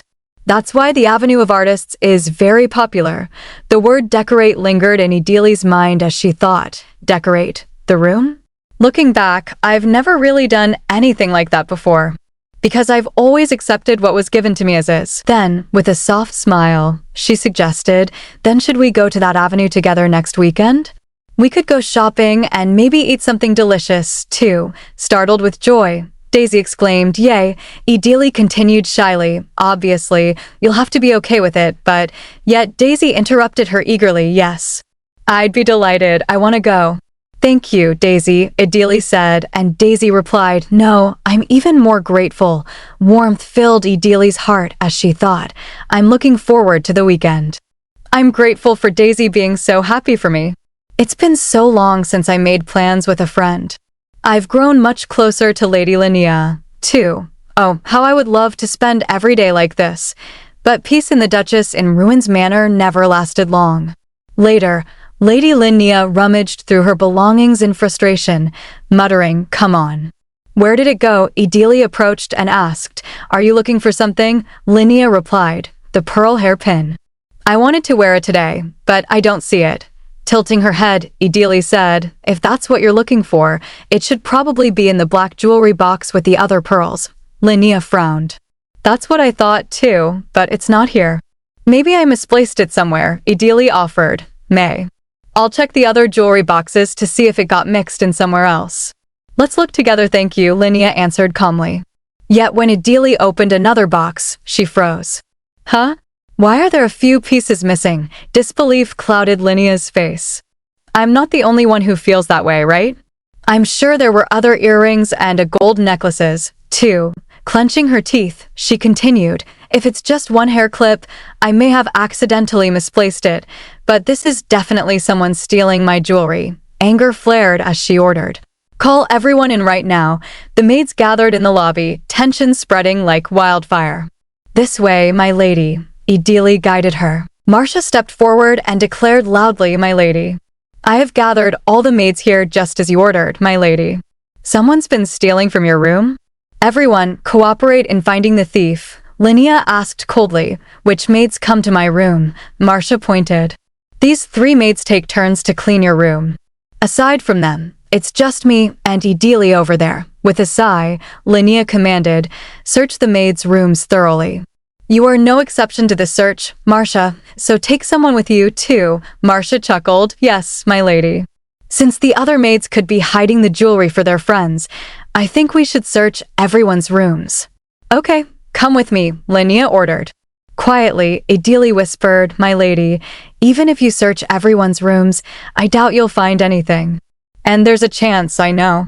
If they stole it, they probably sold it off already. I'm also considering other possibilities, too. It's not all that expensive, nor are they my favorite jewelry, but don't you think the truth should be uncovered for the guilty party to be punished appropriately?" Linnea replied with a grin. "You're right," Ideally said, thinking, "Just as I thought. She has a good sense for things. She sometimes gets overly angry, but it isn't easy to change your habits overnight. If I teach her right, I think she could really change for the better. If Lady Linnea becomes an elegant noble lady, surely the future of this house will." Her thoughts were cut short when Marcia shouted, "I found it, my lady." Murmurs erupted. "What? Where did she find it? Really? Who would dare? Marcia smirked and pointed. Actually, the ones over there. I found it in their room. What are you all waiting for? Take away Daisy, Salia, and Layla, who stole Lady Linea's jewelry. Shock spread across Salia's face. What? Impossible. Hold on. There must have been some sort of mistake. Kneeling with the others, she pleaded, I don't even know what Lady Linea's room looks like. Quiet, Marcia snapped. My daughter wouldn't dare, Madame Bohen, Salia cried. Idili's eyes darkened as she thought, Madame Bohen, so you finally decided to go this far, Salia insisted. These are false accusations. Low-ranking maids like us do not even have permission to enter your room. How could we steal something when we don't know what is in your room? Linnea nodded slowly. Yes, you are right. That is very odd, but Marcia said sweetly, oh my lady, you are too naive. That's not important at all. Then she whispered, those three are all very close with Idili. Like she said, she's a low-ranking maid, which means she is struggling financially. So that means Linnea flinched. So what? You think Idili stole my jewelry and gave it to them or something? What? But there's no other way, right? Marcia replied. Confidence returned to Linnea's gaze. I see, so that's what you think. I have something to take care of, so everyone please go back to work. That includes the three of you there. Yes, my lady, Daisy answered hesitantly. Marcia protested, you can't just leave things like this, my lady, but Linnea replied firmly, don't worry. I'll give this plenty of thought before I bring closure to this matter. Marcia, you go back to work, too. As everyone dispersed, Marcia thought bitterly, what are you going to do when you leave this room? It's not like you have evidence to prove they're innocent. Even if she does get away with this, it will show everyone that Idili is getting special treatment. That'll make life hard enough for you in this manner. The next morning, Idili asked quietly, my lady. You don't think I stole from you, do you? Obviously. But I am curious, Linnea replied. How did you manage to stay so quiet when the table was turning against you like that? It must have been awful for your friends to be accused because of you like that. Or is it also a quality of elegant ladies to not be crass and scream? Idili answered calmly, I'm not sure. Since I am no longer a noble lady, I'm not sure this will be a sufficient answer, but I wasn't really hurt by the fact that things were turning against me. Rather, I thought the time has finally come. Are you sure you can prove your innocence? You're going to need definitive proof to convince everyone, Linnea said. Of course. I won't let your faith in me go in vain, Idili replied. Okay, time passed, and when Laszlo returned, he asked gravely, I heard something serious happened while I was away. Are these papers related to that incident? Idili bowed her head and answered, Yes, my lord. I will explain to you everything that I know, and with that, the quiet storm within the Duchess in ruins had only just begun. In the quiet study of the manor, Idili stood before Laszlo and said carefully, First, may I share my thoughts on the theft incident? Laszlo nodded without hesitation. Go on. Taking a steady breath, Idili continued, The head housekeeper's accusation against me is weak. The fact that the stolen items were found in my friend's room isn't enough to prove that I stole them. Although the head housekeeper is also a suspect, she did not prove her innocence at all. Do you recall when I asked you to trust that what I am telling you is the truth? Laszlo answered firmly, Of course, I do. I trust your innocence, but Idili shook her head slightly. I am not talking of the theft incident. It's obvious I didn't steal it. Why would I steal Lady Linnai's possessions? You're right, he replied. Then Idili handed him a file. The real problem is with the files here. For the past 3 months, I kept a record of what I witnessed and heard based only on facts. The details need to be checked with your books, my lord. As Laszlo opened the documents, his expression darkened while reading, embezzled the money left over after purchasing produce, charged royalties and introduction fees while purchasing goods for Lady Chrysis, collected tribute from the staff, and formed a division based on the collected amount. Other various crimes have also been. Idili spoke again. I couldn't collect physical evidence on my own, but if I could have the trust you promised me before to make up for what I lack, I would like to request that you launch an official investigation into these matters in the name of yours and Calliope. Laszlo looked up sharply. Does this have something to do with Marcia framing you as the thief? Idili replied calmly, I suspect it is because she blames me for losing control over Lady Linai and the staff like she used to. The reason Daisy, Salia, and Layla got sucked into this mess is because Madame Bohen was trying to get rid of the maids who are close to me. I grew close to them because they offered to lend a hand when I was struggling with the tasks I was given. And the reason I was assigned the most brutal tasks was because I'm not in a situation where I could offer tribute, and I'm a low-ranking maid who has failed to join her clique. Silence filled the room. Idili thought, I made that request purely for this moment. To ask him to fully trust my words, at least for once. The Laszlo Krisis I've seen so far would have already noticed that something strange was going on at the manor. It would be nice if my testimony could arouse those suspicions and reveal the truth, but would he really believe me? Me, who was abandoned by my own family and the house of Duke Lancaster, Laszlo finally sighed. So everything was connected to one another. It's probably my fault for neglecting and putting off everything related to the manor. I can't believe she's been embezzling this much from me. Idili looked at him in shock. Do you really believe me? I promised that I would. I'm also well aware that you're not the type of person to make something up or get greedy over nothing, he replied.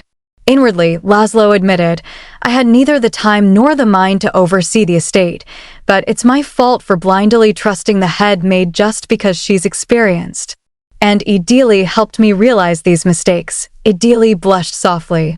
My lord, Laszlo cleared his throat, and Idili wondered nervously, does he want something in return? But he only smiled. Idili, I'm sure you knew what you were getting into when you came to me, right? Not long after, the truth shook the entire estate. Marcia's screams echoed through the halls. Let go of me. I didn't do anything wrong. No 00. Please spare me, my lord. Our only crime is having followed orders that were given to us, dragged before Laszlo by soldiers. She trembled as he said coldly, Marcia Bohen.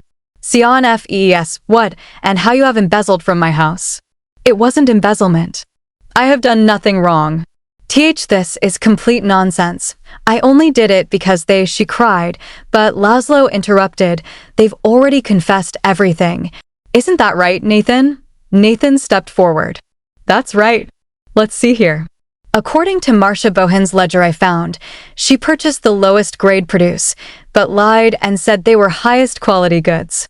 And she got 30% of the difference in cost. She exaggerated the prices even more on pricey items like artwork and curtains. She even meddled with the money for Lady Lin Ai's cosmetic products and dresses. There's also tribute from the staff on top of all sorts of frauds and more. Based on the book we confiscated, the total amount she embezzled adds up to about 250,000 ling-un, don't you know? Don't you know how hard I worked to manage the estate? Marcia shrieked. I worked tirelessly for the past 3 years. So please just forgive. Whispers spread among the servants. Who would forgive someone who stole enough money to buy a house? My goodness. What's wrong with her? Laszlo's voice cut through the noise. You have 2 options. You can go to the police, get 30 lashings, and pay a fine. Or you can sign a loan agreement and repay me 400,000 ling-tons. Marcia's eyes widened. 400,000. But you just said it was 250,000. The rest is compensation and the cost of your life. The choice is yours to make, he answered coldly. As Marcia's downfall became certain, Daisy whispered anxiously, Salia. This means our names have been cleared, right? We're okay now, right? That's right, Daisy. We don't have to worry anymore, Salia assured her. Yet Laszlo was not finished. And that brings us to another problem. The position of head housekeeper has become vacant. Lin Ai frowned. How did we ever live in this house with someone like her as our head housekeeper? Laszlo smirked slightly. You're absolutely right. I owe you an apology too. Anyway, we need someone to fill the position now. For instance, someone who uncovered Marcia's crimes. All eyes turned to Idili. Then Laszlo declared, from now on, Idili will be the new head housekeeper. Lin Ai smiled softly, and Daisy gasped in disbelief. Laszlo added, if anyone plans on disobeying her orders or has a problem with her, speak up now. I will at least write you a recommendation. In the aftermath of the turmoil, a heavy silence filled the estate. But the shock only lasted briefly. The guilty rushed to leave the manor while the innocent filled their vacancies. Daisy's father exclaimed, "You mean the rooms we've been using were meant for storage?" "That's right, father." When the Count heard about it, he was shocked too, Daisy replied. Salia fumed. She left the nicer rooms empty just because she didn't want to give them to us. "We never should have let Marcia walk out of here like that," Layla, carrying boxes, said gently. "Once we're done moving, we should go help Adili." "She'll have to divide the tasks again. Hire new staff," Salia murmured. "She must be extremely busy right now." "I don't know how much help we will be to her." Meanwhile, two maids whispered, "So Adili is the new head housekeeper." "It's not so bad," another replied. "Hiring someone from the outside won't guarantee they'll be any good anyway. The manor will be sort of chaotic for a while, but I'm just glad that Marcia's gone. We should thank Adili for now." And yet, long after the manor had fallen silent, Adili remained awake in her room, reading by candlelight. A sudden knock echoed at her door. "Who is it?" she asked. When she opened it, she found Laszlo standing there. "I'm sorry to drop by so late," Adili blinked. A faint blush colored Laszlo's face as he asked quietly, "May I come in?" Once it was decided that Marcia Bohen would be fired, the mercenaries from Calliope ransacked all the vendors she was affiliated with and found the double ledger that was hidden away. What they discovered after endless comparison and analysis was that Marcia Bohen had failed to keep a straight account of anything anywhere.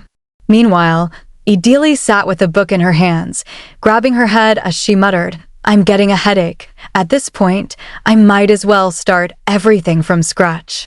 Since I know my way around it, it's a lot easier than my previous task, but in a house without a butler, I'm not sure how much I can get involved as the head housekeeper." Thinking carefully, she resolved, "I'll have to discuss this further with the Count. I need him to sign off on all the paperwork, and I also have things to report to him." Just then, a knock echoed through the room. Startled, she looked toward the door and wondered, who could that be at this hour? A small smile curved on her lips as she thought, "I can't believe I've grown close with so many people already." Adili from 3 years ago would be shocked. Rising from her seat, she approached the door and asked cautiously, "Who is it?" Standing outside was Laszlo, who replied firmly, "You should open your door after you hear who's on the other side." "You should be more cautious." Adili hesitated. Clearing his throat, he added, "I'm sorry to drop by so late. May I come in for a minute?" When she remained silent, he panicked inwardly, thinking, "Oh, she might get the wrong idea," and quickly said, "It's okay if you want to leave the door open." "Don't get me wrong," shaking her head, Adili answered, "I didn't." "Oh, okay. Come in, my lord." "Thanks," Laszlo replied. Once inside, she apologized. "I'm sorry I have nothing to offer you." "No, it's okay. I'm sorry to barge in on you like this," he said. Then she asked, "Do you have something urgent you need to take care of?" "It's nothing like that." "Well," he clenched his fist before continuing, "I feel like I'm repeating myself, but Linnea is so much happier thanks to you. And the party invites keep on coming, as if that's just how it's supposed to be." Adili smiled gently. "It's because she's naturally bright and cheerful." "She is. That's who she's always been, but I was completely clueless. All the things I failed to do in the past 3 years, you did for her in just a couple of months." Deep down, he admitted to himself, "I've longed for peace like this for so long." Aloud, he continued, "I could thank you 100 times, and it still wouldn't be enough. Anyway, I just wanted to tell you that I'm looking forward to working with you. Not as a count, but personally too. Linnea and I are just so different. And it's not like she had a choice in having me as her brother." Surprised, Adili answered, "Sure." Scratching his head awkwardly, he went on, "I understand you might not like me, but please help Linnea." "What?" she interrupted. He blinked. "I don't hate or resent you, my lord. I don't understand why you would think that. You probably never wanted someone like me as a spoils of war. It would have been better for you to receive precious jewels or a piece of art like other soldiers." "It was unfair of His Majesty." Startled, Laszlo asked, "HM? What do you mean?" "He gave me the most precious person I could ask for." "Excuse me?" "The most precious person," she echoed. In his heart, he thought, "It's true, though. She held the highest title of all the prisoners." She wouldn't get the wrong idea, right? Smiling faintly, Idili said, "Thank you for saying that. No one would have thought the wife of a traitor would survive. If you hadn't accepted me as your maid, I would probably, Idili."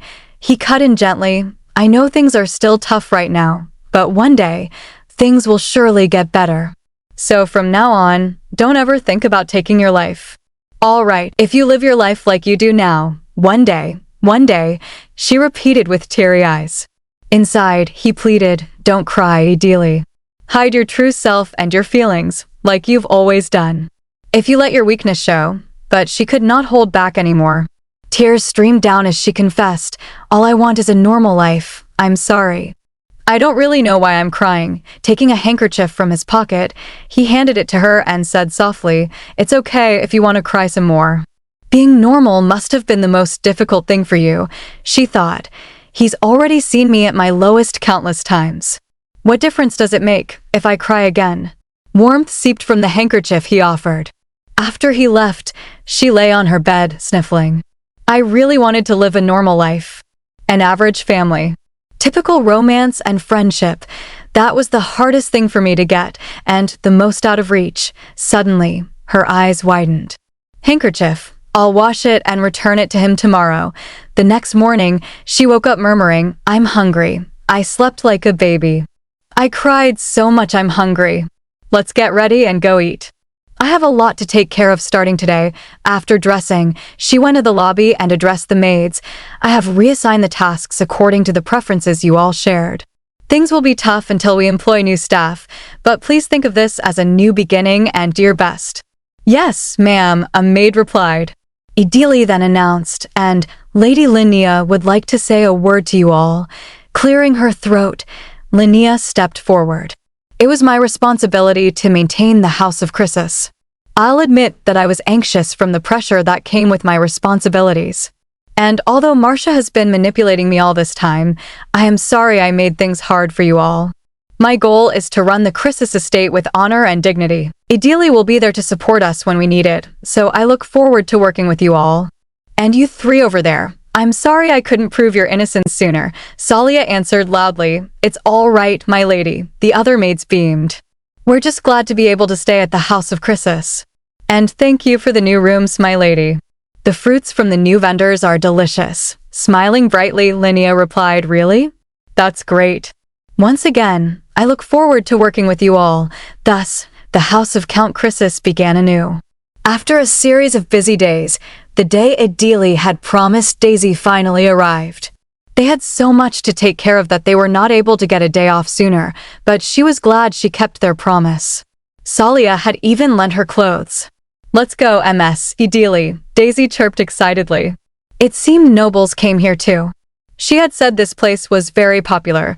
There shouldn't be anything to worry about, right? Noticing Idili pause, Daisy turned and asked, "What is it, Ms. Idili? Is there somewhere you want to stop by? I thought I'd get some clothes to wear when I'm off duty." "I saw a dress shop over there," Daisy squealed. "Then let's go there first." As Daisy walked ahead enthusiastically, Idili reminded herself, "I should focus on having fun with Daisy for now. Let's not get preoccupied." But suddenly, a familiar voice echoed behind her, "Oh my, Idili Canyon? Is that really you, Idili? Is that really you, Idili?" The voice rang out again. Idili turned her head and answered calmly, "Lady Lucille Arton." Lucille's eyes widened in exaggerated delight. "My goodness. It is you. Who knew I would run into you at a place like this?" Then she beckoned loudly, "Everyone, come this way. Idili is here." Daisy leaned closer and whispered nervously, "Idili, do you know these people?" "I have a bad feeling about this." Idili reassured her in a low voice, "It's okay, Daisy. We'll just briefly say hello and leave." But the murmurs had already begun. "But should a criminal be allowed to walk around like that? I thought she became a maid as punishment for her crimes. Where did she get those clothes? Did she steal them?" Idili froze as another lady scoffed. "She even got the knights of the royal chivalry fired. But look at her smiling like nothing happened." Whispers spread like wildfire. "She is a criminal." "Oh my, how frightening," a man snickered cruelly. "If she had any shame, she would have been buried along with the traitors." Someone else smirked. "Hey, that's a bit harsh. I mean, You make a good point, but still, if it were me, I would have chosen to die with honor. Lifting her chin despite the weight in her chest, Idili spoke clearly. I received permission from Count Chrysis to come outside. I'm afraid I can't explain any further, so I ask that you respect my privacy. And if you have any inquiries about my status and treatment, please take them to His Majesty. My life does not belong to me. The crowd faltered. What? They muttered. Inside, Idili steadied herself. Their words and behavior are no different from Marcia Bohen. They just want to hurt others and make them cry, so I just need to not let their words get to me. Bowing politely, she added, then if you'll excuse me. I hope you all have a good day, huh? A man barked. So what are you, the mercenary's mistress? What else could explain your insolence? Another chimed in, yeah, I can see that. She married that old geezer willingly, after all. I should have known when she kept calling that lowly bastard a count. Idili's fingers trembled. I shouldn't be affected by their words, but I can't stand them insulting others. She opened her mouth to speak, but a cold voice cut through the air. I did not realize I had a mistress. The crowd jolted. See Count Chrysis. Laszlo stepped forward, adjusting his cuff links with measured composure. Idili's heart skipped. Why is the Count here? She and Daisy were not the only ones visiting the avenue that day. 30 minutes earlier, on Baltai Street, Linai had been enjoying a snack. It's so good. No matter how expensive the food is, nothing beats this taste. I must have had it so much as a kid that it's basically in my blood now. Right, Laszlo? Not sure, he replied quietly, staring at his fist. I've been eating luxurious meals ever since I became a noble. But whenever I have these street snacks that the commoners enjoy, I can't help but feel like I'm at home. Hey, Laszlo. I haven't asked you before, but you said we were orphans 16 years ago, right? You were 12 and I was 3. That's right, but why do you ask? I was just wondering how a child was able to take care of an even smaller child. What do you think? I had to work extremely hard, she pouted. That's not a real answer. I barely remember the house we grew up in anymore. I don't recall what our parents looked like, either. I'm not a little girl anymore. I want to hear more about when we were younger. When we were younger, the oldest memory of my parents is a peaceful and happy home. Just an ordinary house you'd see anywhere. But that fragile normalcy was destroyed in the blink of an eye. In his memory, a young boy ran desperately with his baby sister on his back as she cried, Mama, Wa, Papa. SHHH, Lin IA, you've got me. I'll keep you safe. Don't ever let go of your hand. How far? How far have we come? What if they come to get me? We need to go farther away. But where to? I have nowhere to go. With Lin IA on my back and arms are starting to hurt. My body feels heavy. If there was any place where Lin IA and I could be safe, the next morning, as they hid behind curtains, an old woman discovered them. Oh dear. Kids, haven't you been out here for days now? It's the old lady who gave us a meat pie a few days ago. Perhaps it was because we'd been on the run for so long, but I instinctively knew. Smiling gently, she said, if you don't have anywhere to go, do you want to come to my house? I have delicious meat pies and soup. I can trust her, he realized before saying aloud, please, if you don't mind. I'll repay you somehow for the room and board. Oh dear. You don't have to say such things, child. It's just 2 old souls at my house, so it would be a delight to have guests. Now, could you tell me your names, if Lin IA and I could live in safety from now on? My little sister's name is Lin IA, and I don't need a name or a past. I'm going to make a new home. His heart pounded. Laszlo. Just Laszlo. Since there was someone to look after Lin IA, he went to work, running errands for mercenaries and naturally picking up the sword. Back in the present, he told her softly, they were really nice. They took care of us with love even though we weren't related to them in any way. We were quite happy at their house. If they lived longer, I would have been able to repay them. I remember Grandma and Grandpa. They were so warm and kind. But I guess you don't really remember our parents either. 16 years is a long time after all. What a shame. Yeah, he said, patting her head. We only had one window and it was very cramped, but it was nice. Is that enough of an answer for you? She chuckled. I may not remember what our parents looked like, but But I don't think I'll ever forget Grandma's meat pies. And I also have you anyway. I'm starting to like our new house too. I'm really looking forward to a wonderful future ahead of us. Linae, that's all I've got. Let's cross the bridge and go over there. All right, and so they crossed the bridge, only to hear the cruel shout. So what are you, the mercenary's mistress? What else could explain your insolence? How dare they speak to Idili like that? Anger flared in both siblings. Yeah, I can see that. She married that old geezer willingly, after all. Idili tried to speak. But Laszlo stepped forward, fury simmering beneath his calm exterior. I did not realize I had a mistress. Lucille stammered. Count Chrysis? When did you? And no, wait, that's not what I meant. His gaze sharpened. Then what did you mean? Weren't you spreading rumors when you don't even know the facts? The crowd shifted uneasily. What's going on? It's just rumors, someone protested weakly. Another trembled. Is this how the household division operates now? By threatening civilians? Laszlo's eyes turned glacial. For someone so lowly, I believe I am being rather mannered. Then he reached for Idili and firmly took her hand. Idili is a respected member of my house. Apologize to me and my maid for your vulgar words. Idili stood firm, her voice cold as she commanded, apologize to me and my maid for your vulgar words. The man looked utterly surprised. What? Apologize? Why would we do such? Laszlo interjected calmly. Idili, do you remember their names? Since they made accusations against me, the emperor's right-hand man, I'll have to investigate if they had any ulterior motives.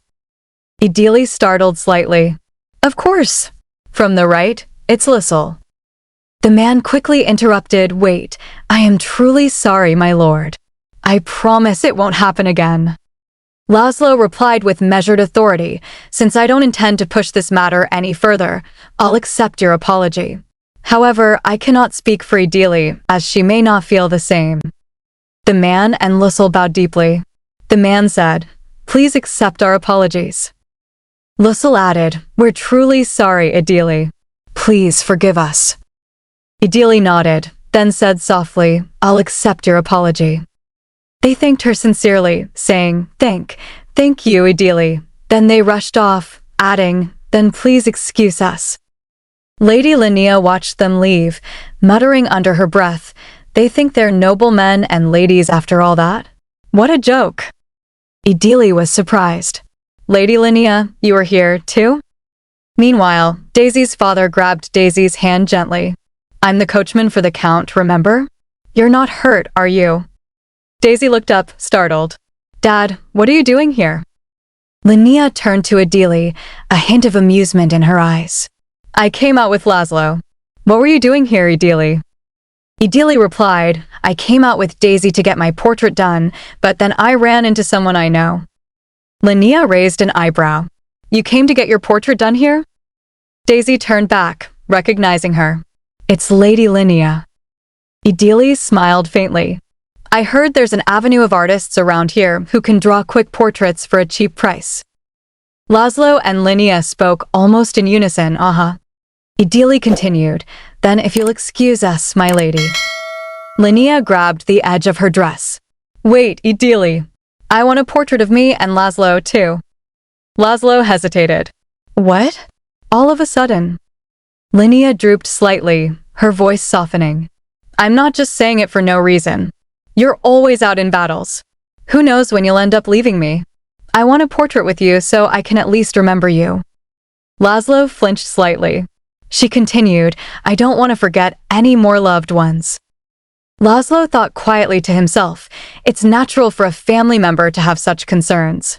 But if this is what Linnea thought every time I left her at home alone, once again, I'm reminded of my own shortcomings. He glanced away. I may be pathetic, but I might have one thing in common with Idili.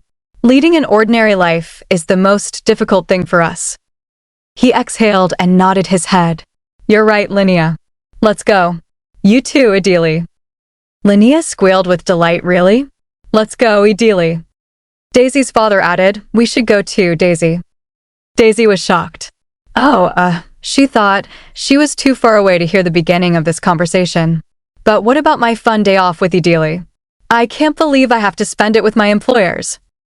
Idili thought to herself, I feel bad for Daisy. Next time we have time off, I should spend it with her again. The shopman welcomed them warmly. Welcome. We can finish your portrait in 30 minutes. Linnea beamed. You know a place like this? It's so nice. Laszlo tapped her head lightly. Quiet down.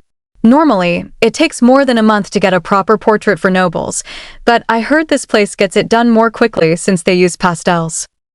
Daisy thought to herself, nobles these days, the source of this information, Nathan, blah blah blah blah. Idili stepped forward, intrigued. Interesting. When commoners started painting portraits, it was just a trend mimicking noble culture. But now, it seems like nobles prefer to have quick and affordable portraits done. Daisy looked around in awe. Wow. Linnea echoed, really? Interesting. Idili thought, except this place seems sort of pricey since they accept nobles as clients too. Linnea exhaled. There's nothing special about nobles at all. I get it. Who would want to sit for a portrait for hours? She glanced around. Anyway, I'm glad we came to get our portraits done, but I can't allow you to sit for a portrait looking like this. Laszlo asked, curious, She shouted, so what if you're dressed like a count? Shave your beard and do your hair, too. Laszlo replied calmly, it wouldn't make a difference. Just accept it. Linnea bowed at his chest, shouting, come on. Idili turned to Daisy, smiling softly. The portrait is on me. Daisy replied, I have money saved up too. Laszlo added, oh right. About that, I can. The shopman interrupted, please, I'll show you to your place. My apprentice will take care of the ladies. He's quite talented, so please don't worry. Daisy trembled nervously. I'm nervous. I've never done this kind of thing before. Idili reassured her, it's okay. Just pretend you and I are taking a break together. Daisy nodded. I'll try. Idili smiled softly as she thought, a portrait. I had one done after I got married. I wasn't included in the Canyon family portrait. There isn't a single portrait of me and Lynn together, either. All the portraits in the Lancaster house were burnt to ashes, so this might become the one and only portrait of me. The shopman announced, okay, all done. Idili and Daisy admired the finished work. It's nice. It's so pretty. The apprentice cleared his throat.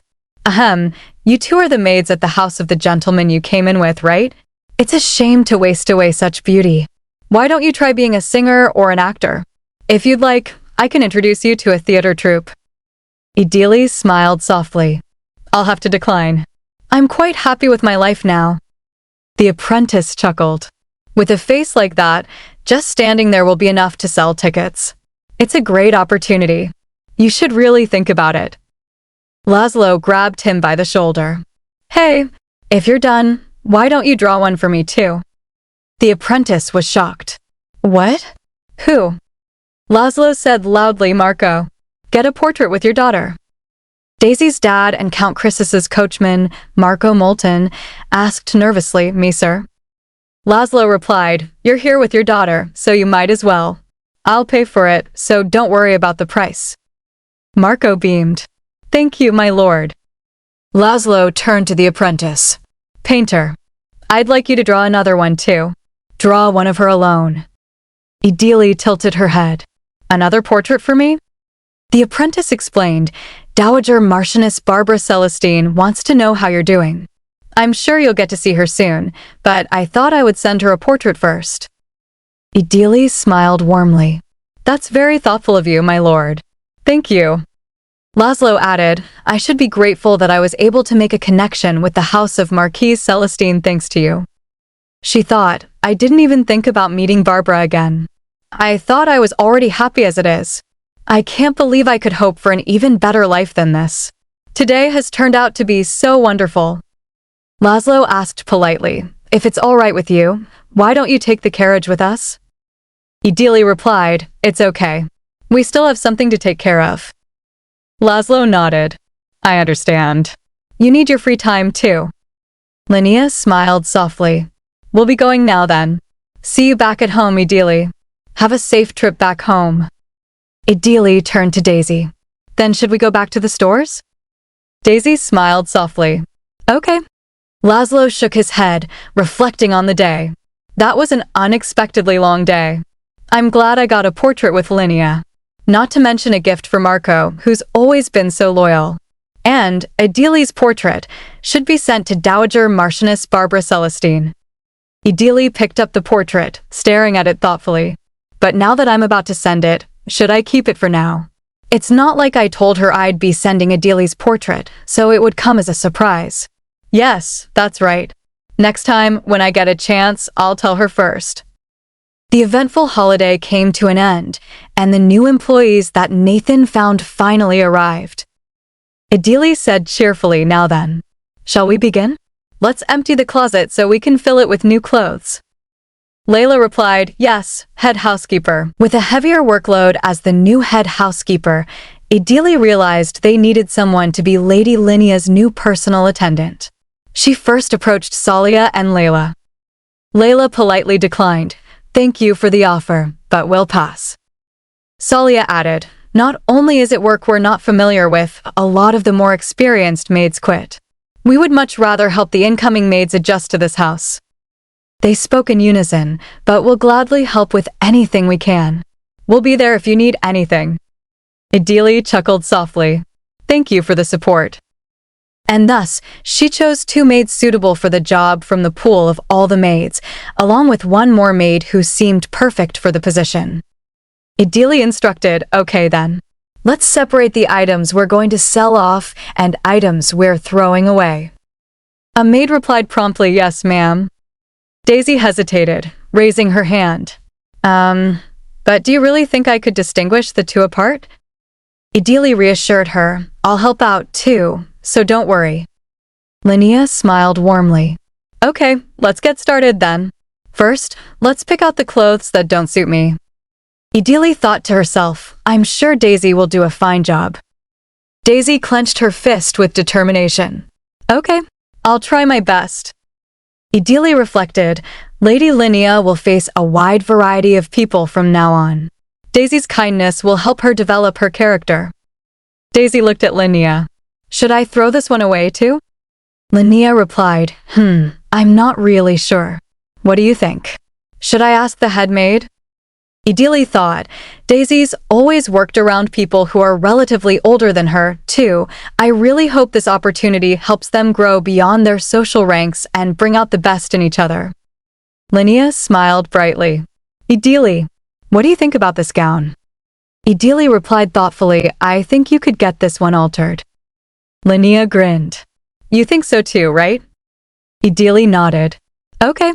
We'll finish up before lunch, and since the tailor is coming this afternoon, we'll order some new clothes then. Linnea nodded eagerly. Okay, thank you, head housekeeper Idili. After some time, a lady entered the palace and bowed politely. It's a pleasure to meet you. I'm the tailor of Dunamis. Linnea responded, I would like to order an outfit to wear out, a field outfit and an evening gown. The tailor replied, oh my.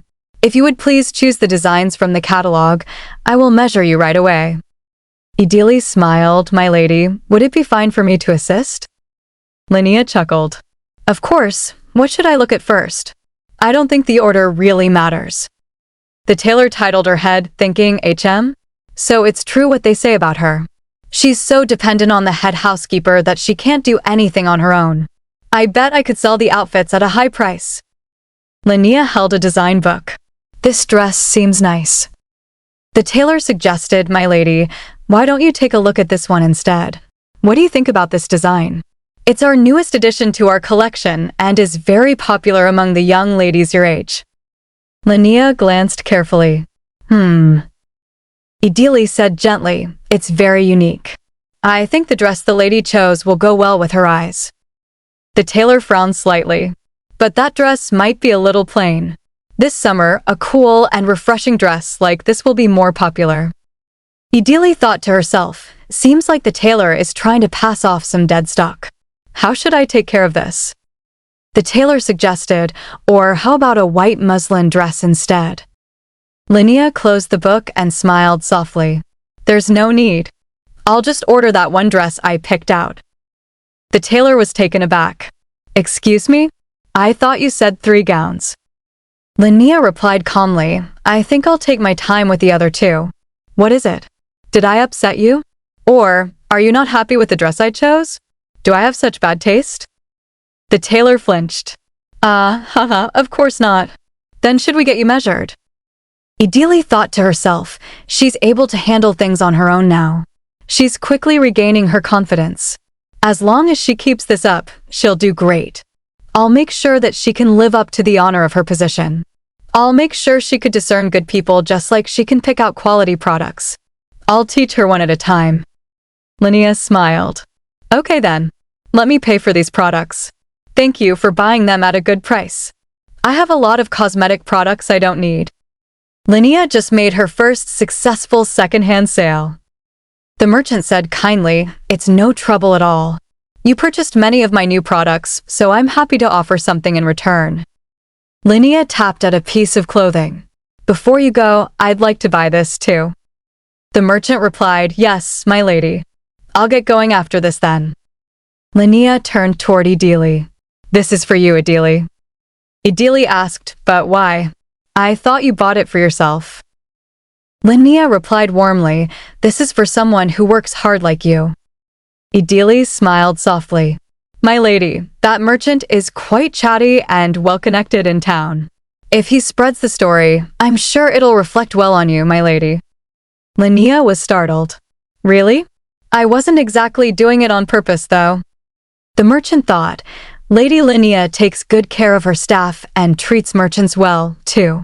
I found myself a very nice client. Ideally smiled again. Then shall I return this to you, my lady? Linnea shrugged. Of course not. Do I seem like the kind of person to be that stingy? It's a gift. Ideally accepted it graciously. Thank you, my lady. Linnea replied, it's a gift, so make sure you get a good use out of it. Ideally thought, just like that, I got another item to hold dear. My room is filled with letters and gifts from precious friends. My space, filled with warmth. She rubbed her hands and said aloud, I think my scars have gotten much better, thanks to the ointment from Daisy and the cream lady Linnea got me. She flipped the page. I should write that in my diary too. On her day off, she bought a diary at the vendor Daisy and I went to. She wanted to keep a personal record of things outside of all the records she kept for the house. She wanted to keep a record of all the memories she'll be making at this house. Linnea rushed toward her, calling loudly, Ideally, are you in there? I need a word with you. Sorry, I was in such a hurry that I forgot to knock. Ideally stood calmly. What is it, my lady? Did something happen at the party you attended today? Linnea grabbed her hands, eyes serious. Please take care of my brother. Ideally was surprised. I beg your pardon. Linnea squealed, okay. Let me explain. Later that day, at noon, the house of Bring-En, where Linnea was invited, was alive with activity. Grand Lady Bring-En's granddaughter, Jeremiah Bring-En, smiled graciously. Lady Linnea, you look splendid today as well. Linnea chuckled. Thank you. Lady Jeremiah, you look wonderful too. You look especially gorgeous in this beautiful garden. Jeremiah replied softly, thank you for your compliment. Linnea thought happily, Grand Lady Bring-En introduced me to her granddaughter. I can't believe she introduced me to such a good friend. We get along so well and I love how kind she is. And I'm not uncomfortable with anyone at this house either. At other parties, some people still gave me dirty looks, but everyone here is so nice and I feel much more comfortable. Jeremiah asked politely, but Lady Linnea. Linnea responded, yes. Jeremiah continued, does Count Chrysis not like parties? I don't think I've ever heard of him making an appearance at one. Linnea smiled. Oh, he's just terribly busy, she thought. I love that I can be honest here. Then added, there are days when I don't even see him. Jeremiah exclaimed, my goodness, really? Now that is a true commander of the household division that protects His Majesty. It makes sense that he should be so busy. But he seems rather scary. Linnea reassured her, oh, I don't mean that in a bad way. His job is to protect His Majesty, so it only makes sense that he should look formidable. But how should I put this? Jeremiah nodded. Oh, I think I get it. He seems rather difficult to approach. Another lady near them added hurriedly, yes, precisely. He seems rather liberal too. Although, I've only met him once before. What if you helped him out, Lady Linnea? She gasped. After all, he must marry soon, too. Linnea thought quietly, as they say, when the intentions are good, the bare truth reveals itself. She mumbled to herself, I get it now. Right now, the problem isn't me. Her hands trembled. You said it yourself before, Idili. Most aristocrats make up their minds about others based on the person's appearance and who they surround themselves with. I could never get my brother to change, no matter what I do. That's why I need you. Please give him a makeover so he could get married. You think so too, right? At this rate, he won't even be able to make any friends. The next morning, Linnea opened Laszlo's room door and called out, Laszlo. Are you inside? I need a word with you. Laszlo groaned. What do you need so early in the morning, Linnea? And you're here with Idili. Did something happen? Linnea flinched slightly. See, Idili? This is serious. It's hard to tell whether he's a crook or a count, right? Laszlo asked, why are you picking a fight with me out of nowhere? Idili thought, oh dear, he seems awfully tired. What should we do? Linnea asked urgently, do you know what people told me at the party? Laszlo raised an eyebrow. Did someone look down on you again? Linnea shouted, everyone thinks you look like a country nobleman who just arrived at the city. No one thinks you'll be able to get a date, not to mention get married. And they're so right. Laszlo replied calmly, at least they think I look like a nobleman. That's fine by me. Linnea slammed her hand on the table. Fine. Are you not going to set me up to be married? Laszlo said, how can you say that? Of course I want you to find a spouse as soon as you can. Linnea shouted again, how can I get married when you look like that? Laszlo flinched. Linnea pointed at him. Who on earth would court me? Nobles care a lot about appearances, too. You look like a crook right now, so who would even want to get close to you? Just look at yourself. Laszlo's desperate gaze found its way to Idili. He thought, is it really that bad? Idili replied softly, of course. You have no reason to care about what anyone thinks, except for His Majesty. But if you wish to join high society, I think changing a few things may help. Linnea shouted, see. Idili whispered, I hope I wasn't being too harsh on him. Linnea whispered back, you're always too gentle. He needs some direct feedback. Laszlo asked hesitantly, be honest. What do you think I should change then? I thought I was fine the way I am. Idili was surprised. What? Linnea interjected, you see? This is what I mean. Idili rumbled with authority, you must cut your hair and shave and start a skincare regimen. You must always wear clothes that fit you well, and, depending on the season, people, location, or the occasion, you must wear different attire. Laszlo poked, hold on. Idili continued, before we get to your outfits, my lord, you don't even wear accessories that are more or less required for noblemen, not to mention how you wear training boots with your formal attire. That simply makes no sense at all.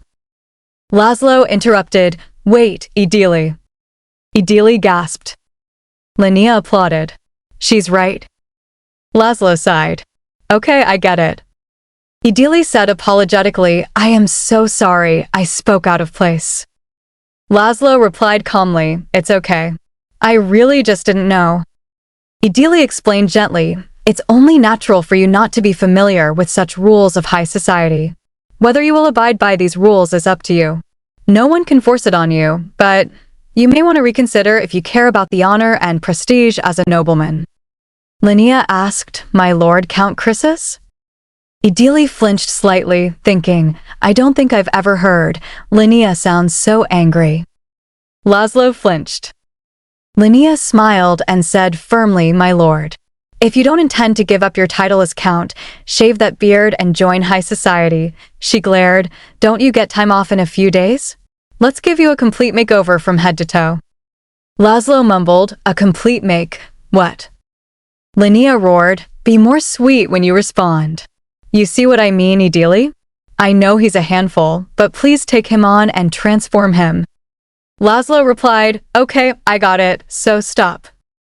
Idili thought determinedly, it's not going to be easy to give Count Chrysis a makeover. But I have to stay strong. Helping Count Chrysis get married is one of my duties as the head housekeeper. Afternoon. A few days later, at the Chrysis Manor, Laszlo scratched his head nervously. I've never had someone else shave me or give me a haircut before. Idili smiled reassuringly. It'll be okay, my lord. It will be done as carefully as possible. Isn't that right? Barber replied, of course. We'll get started once you're ready. Laszlo thought, I'm not a kid anymore, so why does it feel like I'm being mothered? He raised his hand toward his tools. My lord, do you intend to continue growing out your hair? Laszlo admitted, I didn't exactly mean to grow it out.